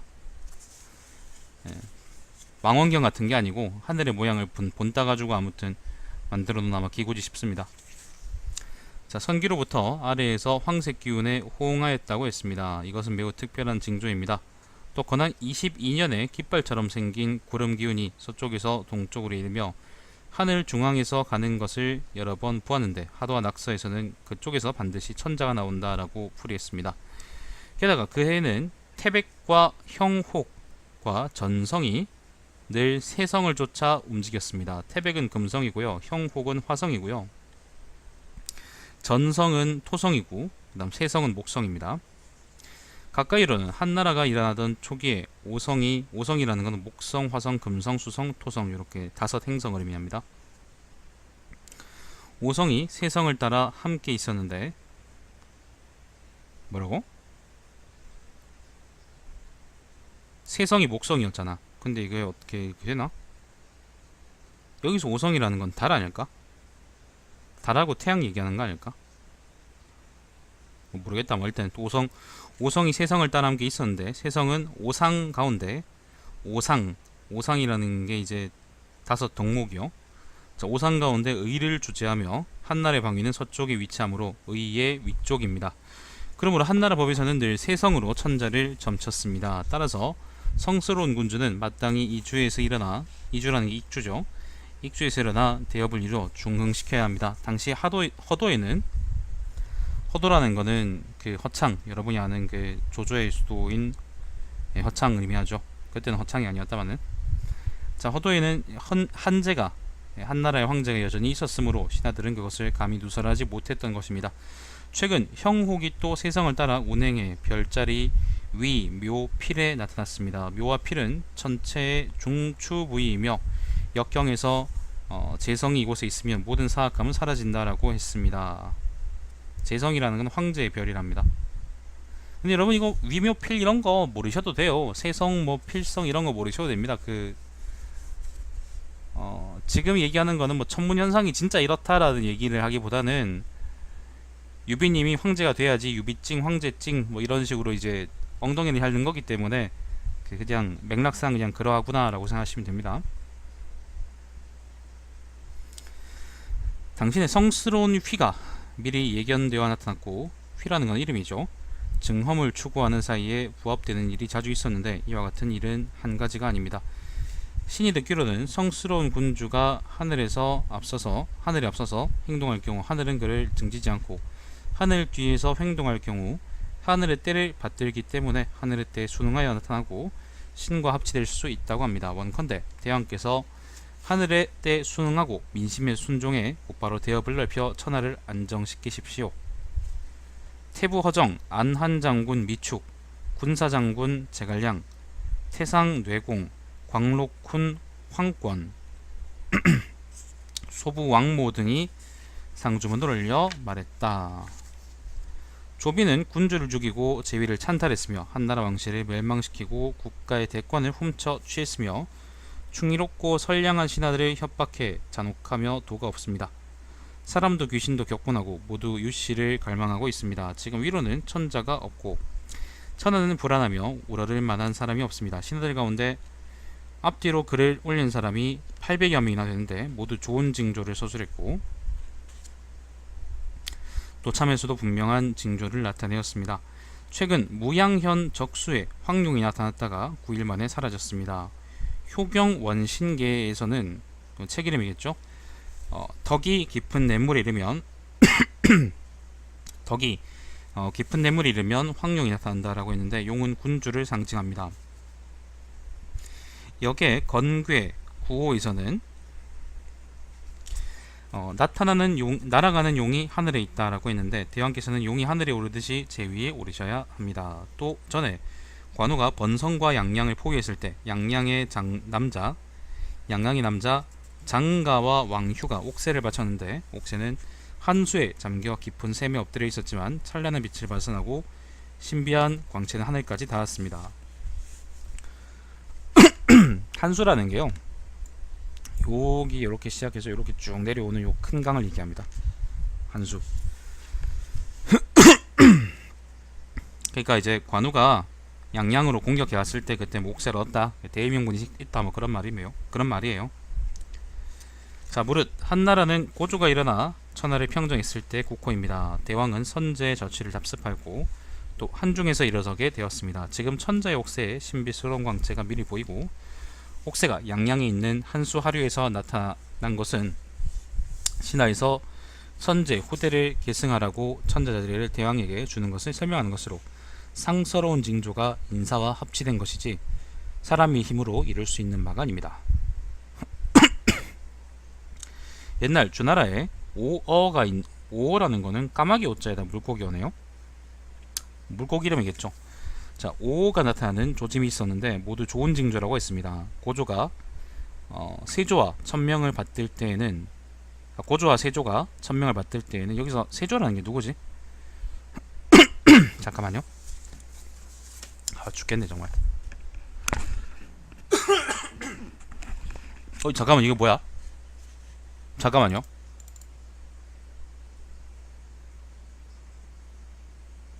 뭐야? 노회찬이 죽었네?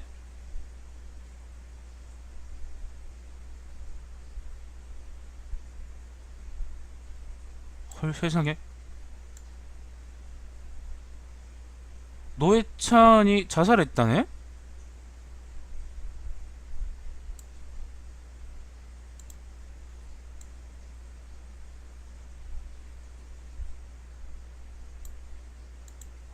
세상에.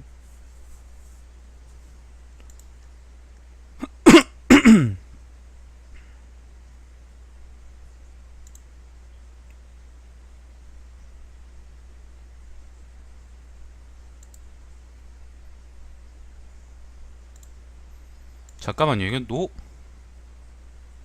잠깐만, 이게 뭐 지금 이 루머야 뭐야?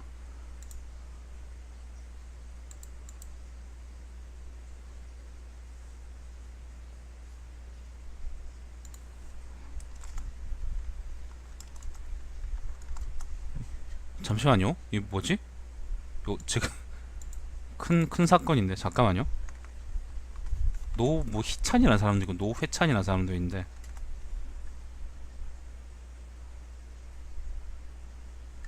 죽은 거야? 아니면 뭐 이거 뭐야 지금?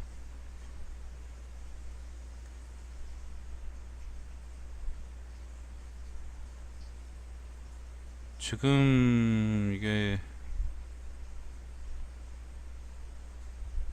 노회찬이 지금 죽은 게 맞는 것 같은데 지금 뉴스에 뜨는 것 같네요.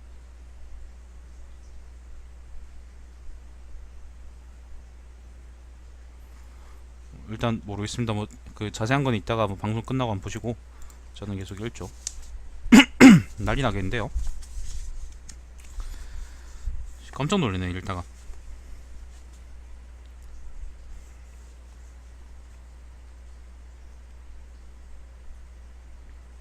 어디까지 읽었죠?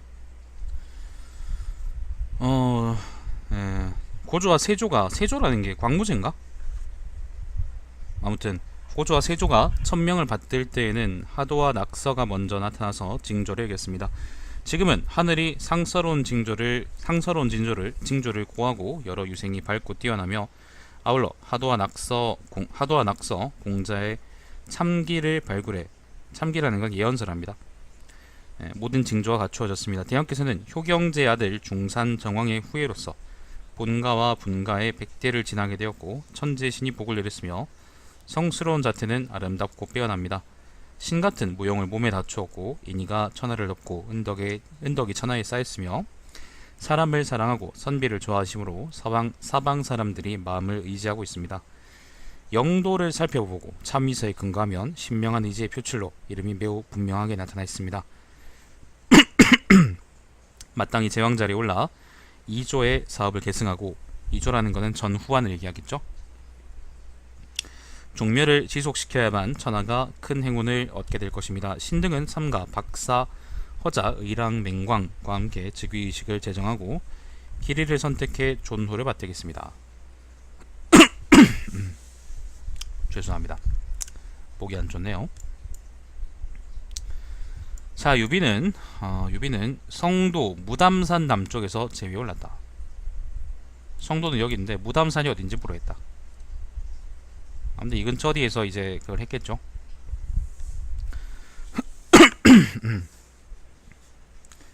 제문을 지어 말했다. 건한 26년 4월 6일에 황제 유비는 감히 현모 새까만 소를 써서 황천의 상제와 후토의 신기에게 명백하게 보고합니다. 한나라는 천하를 소유해 제위를 계승한 것이 무궁합니다. 전에 왕망이 찬탈에 훔쳤을 때 광무제가 진노해 그를 토벌하고 멸망시켰으므로 나라가 존속하였습니다. 지금 조조는 무력으로 황제와 황후를 잔인하게 죽이고 하늘을 업신여기며 중원을 소란스럽게 하고 하늘의 밝은 도를 돌아보지 않고 있습니다. 조조의 아들 조비는 조조의 흉악무도함을 본받아 나라의 권력을 훔쳐 차지했습니다. 신하와 장수들은 나라가 멸망하려고 하므로 저 유비가 마땅히 회복시켜 2조의 사업을 잇고 하늘의 징벌을 집행하도록 주장했습니다. 저는 덕행이 낮고 좁아 제위를 부끄럽게 할까 두렵습니다. 백성에게 의견을 구하고 밖으로는 만이의 군장들에게 만이라는 오랑캐죠. 군장들에게 의견을 들었는데 모두 천명에 대답하지 않을 수 없고 선조의 사업을 오랫동안 방치할 수 없으며 천하에는 군주가 없을 수 없다라고 했습니다.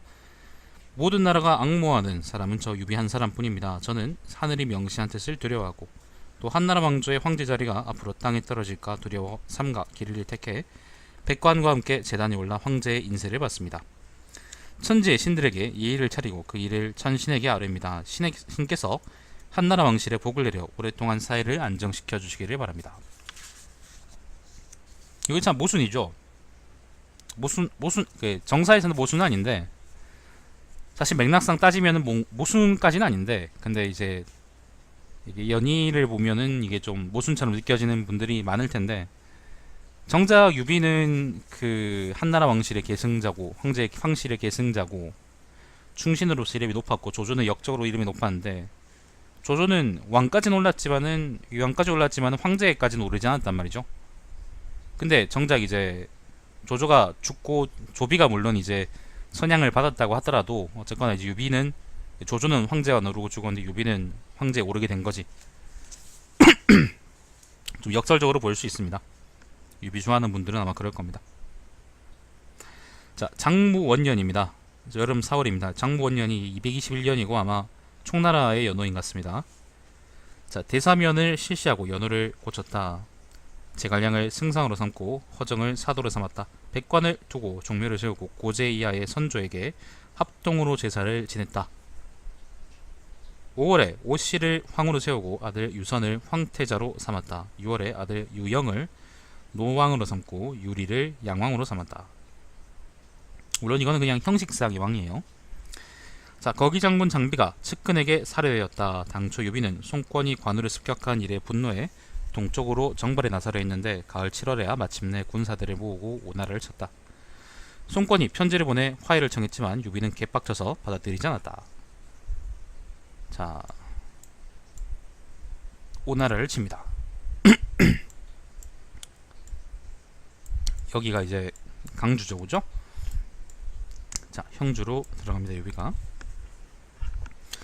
자, 오나라 장군 유기와 이이와 유화 등이 무현과 자귀현에 주둔하고 있었는데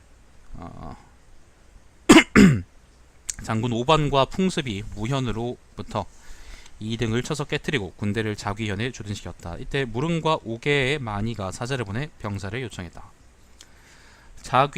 자귀는 여기고요. 무현은 여기입니다. 그러니까 지금 여기 장강이거든요. 장강을 따라서 이제 유비가 그 쭉 형주로 내려가는 겁니다. 요 지역을 깨뜨리니까 요 통로를 장악하니까 오계 지역이 어디더라? 요 무릉이 여기죠. 여기네. 요 지역에 이제 많이들이 이제 유비에 호응해서 반란을 일으켰다라는 말입니다. 여기에는 이제 앞에도 많이 있었죠. 자, 2년입니다. 장무 2년 222년 봄 정월입니다. 유비의 군대는 자귀현으로 돌아오고 장군 오반과 진식의 수군은 이릉에 주둔했으며 장강 동서쪽 해안에 진영을 설치했다. 자, 이릉까지 왔습니다. 여기서 이릉이라는 거는 여기를 의미하죠.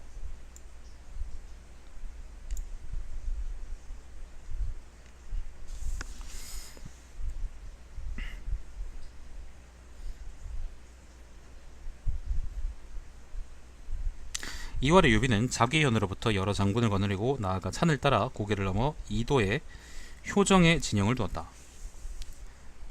이릉이 여기고요. 효정이 여기입니다. 여기가 의도입니다. 이도. 네.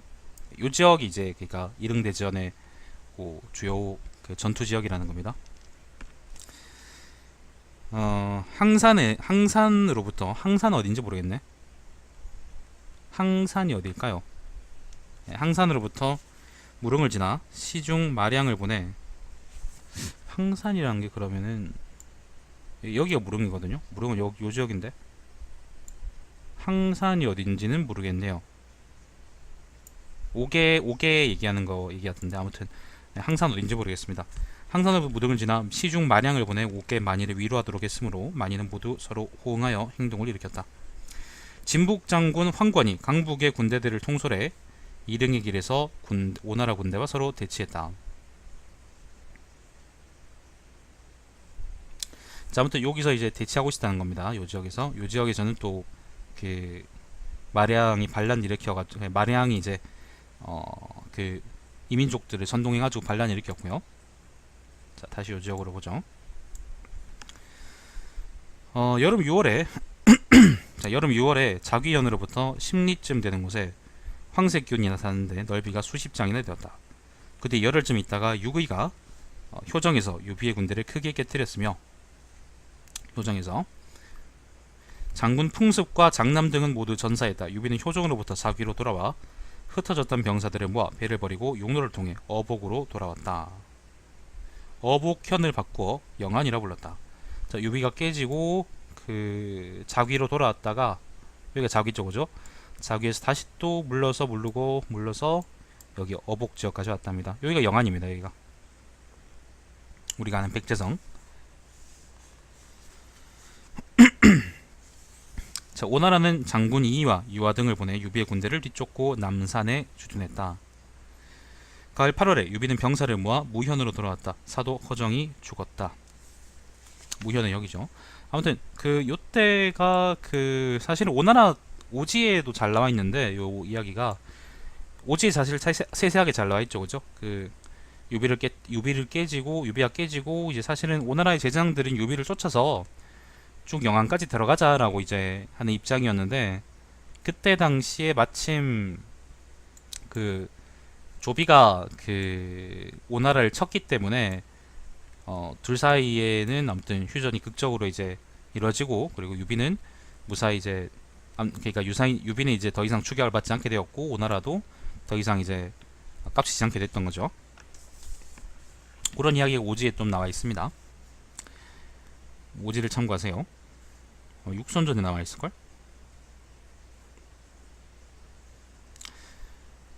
자, 겨울 10월에 승상 제갈량에게 조서를 내려 성도의 남교와 북교, 남교하고 북교라는 거는 둘 다 제사 이름이에요. 남교와 북교의 재단을 세우도록 했다. 송권은 유비가 백제성이 주둔하고 있다는 소식을 듣고 매우 두려워하며 사자를 보내 화해를 청했다.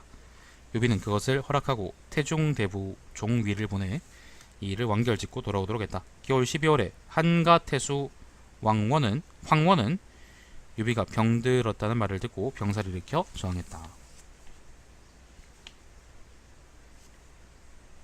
한가는 여기입니다. 한가라는 게 그 성도 서남쪽 이 지역의 한가입니다. 유비가 병들었다는 말을 듣고 반란을 일으켰다는 건 사실은 이제 유비가 살아있을 때는 파쪽 지역이 안정됐었지만은 유비가 없으면은 총나라의 구심점이 많이 흔들릴 수 있는 그런 상황이었다는 걸 의미하죠. 그렇겠죠.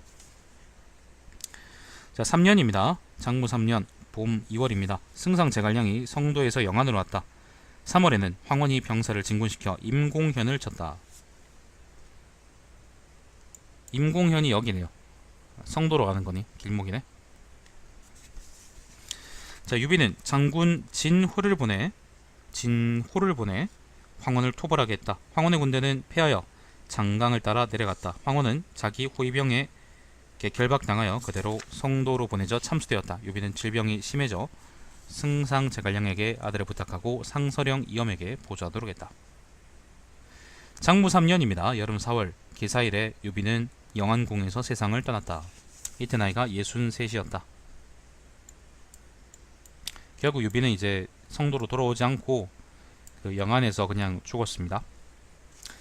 자, 제갈량은 후주라는 게 유선이죠. 유선에게 상주하여 말했다. 엎드려 생각해보면 이미 고인이 된 황제는 어짐을 행하고 덕을 세웠으며 천하를 덮는 일이 끝없었는데 커다란 하늘은 불쌍히 여기지 않고 중병을 오랫동안 앓도록 해서 이번 달 24일에 갑자기 세상을 떠나게 했습니다.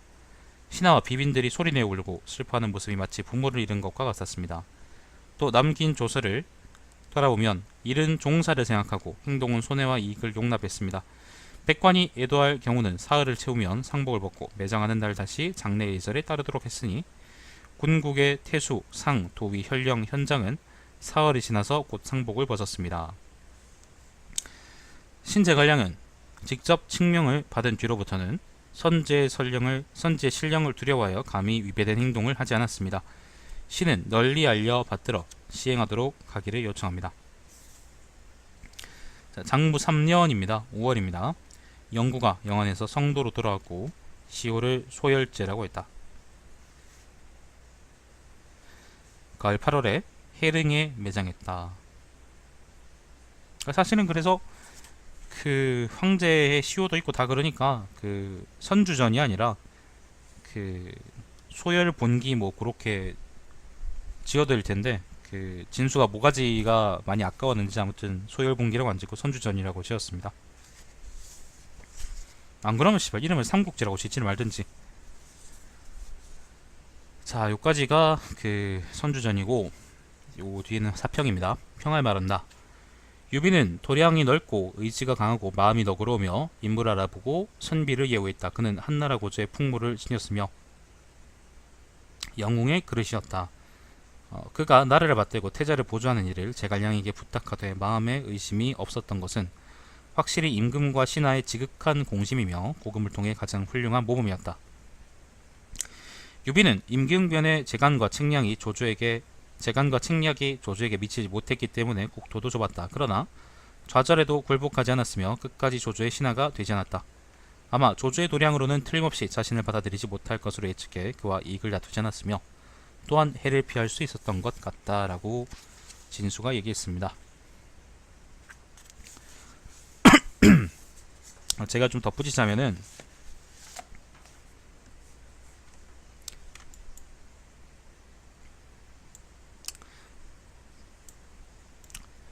유비하고 조조는 재능면으로는 그냥 대등했던 것 같아요. 사실은 이제 삼국지에서 연희에서든 아니면 정사에서든 가장 돋보이는 두 사람을 꼽으라 그러면은 저는 이제 조조하고 유비를 꼽을 것이고, 왜 내가 대등하다고 생각하냐면은 조조한테 없고 유비한테 있었던 거는 많죠. 조조한테는 있고 유비한테 없었던 것 중에 반대입니다.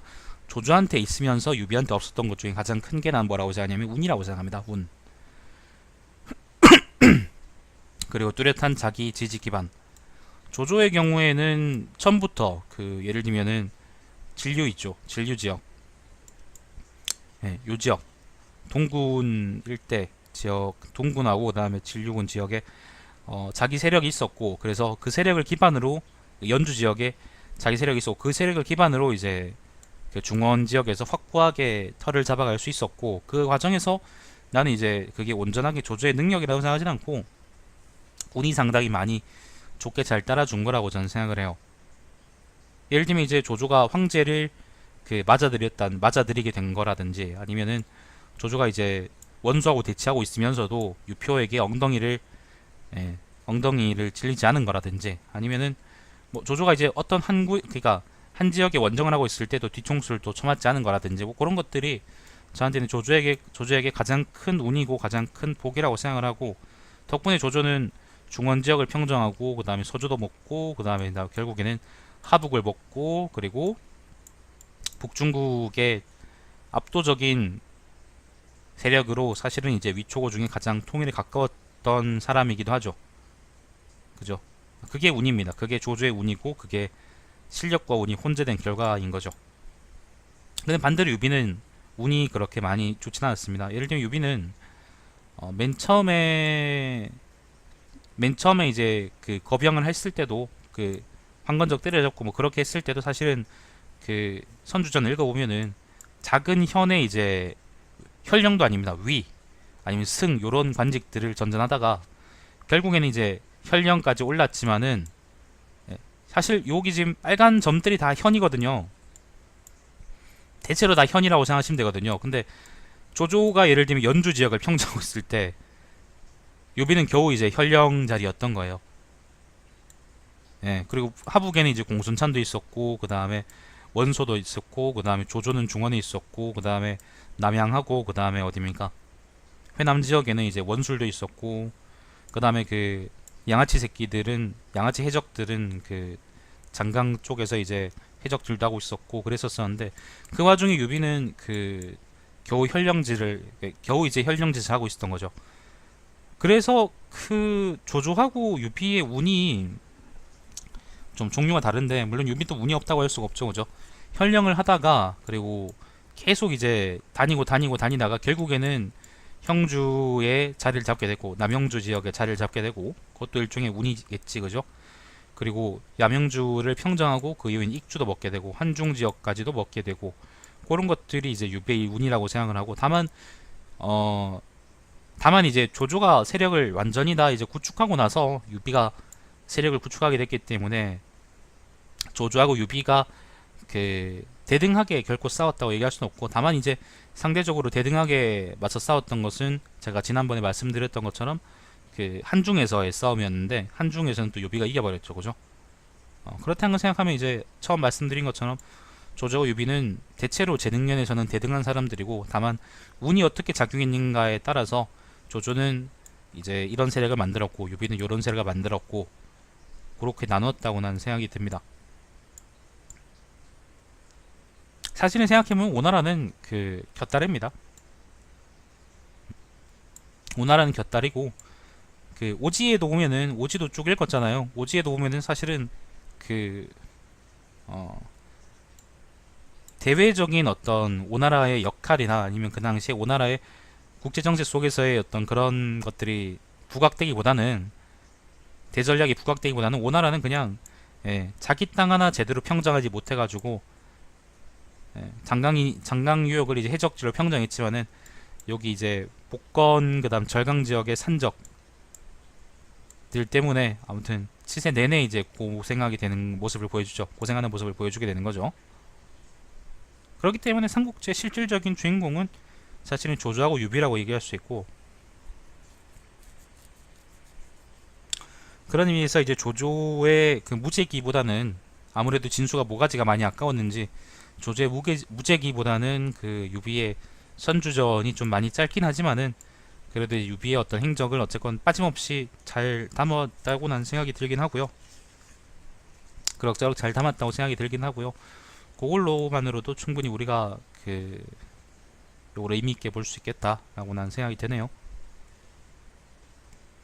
진수는 그 아까 사평에서 읽었던 것처럼 유비는 임기응변의 재간과 책략이 조조에게 미치지 못했기 때문에 국토도 좁았다라고 했지만은 그것은 마치 진수가 지금 그 뭡니까 사대나 아니면 교대에서 자기 일자리 달라고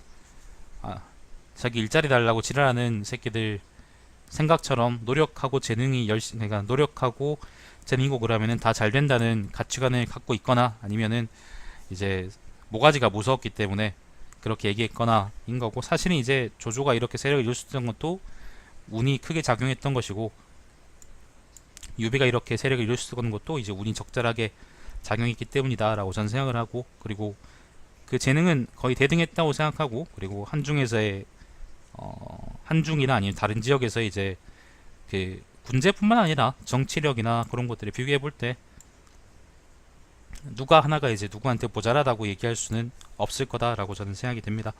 결국에는 삼국지의 주인공은 조조하고 유비입니다. 결국엔 주인공은 두 사람입니다. 사실은 손권은 쩔이죠. 결론은 손권이 쫄이라는 거네. 자, 아무튼 여기까지가 선주전이고, 제가 어제 읽었던 것하고 같이 연결해서 이어서 그렇게 업로드 하도록 하겠습니다. 자, 그 다음은 후주전입니다. 후주전. 후주는 유선입니다. 유선. 후주전은 근데 되게 짧네요. 제갈량 그 북벌 이야기는 아마 제갈량전에 자세히 잘 나와 있을 것 같네. 자, 여기까지 하겠습니다. 시청해주신 여러분 감사드리고, 제 방송 유튜브에 달마시안TV에서 다시 볼 수 있습니다. 오늘은 삼국지 촉지의 그 선주전 읽었습니다. 자, 방송 중계하겠습니다.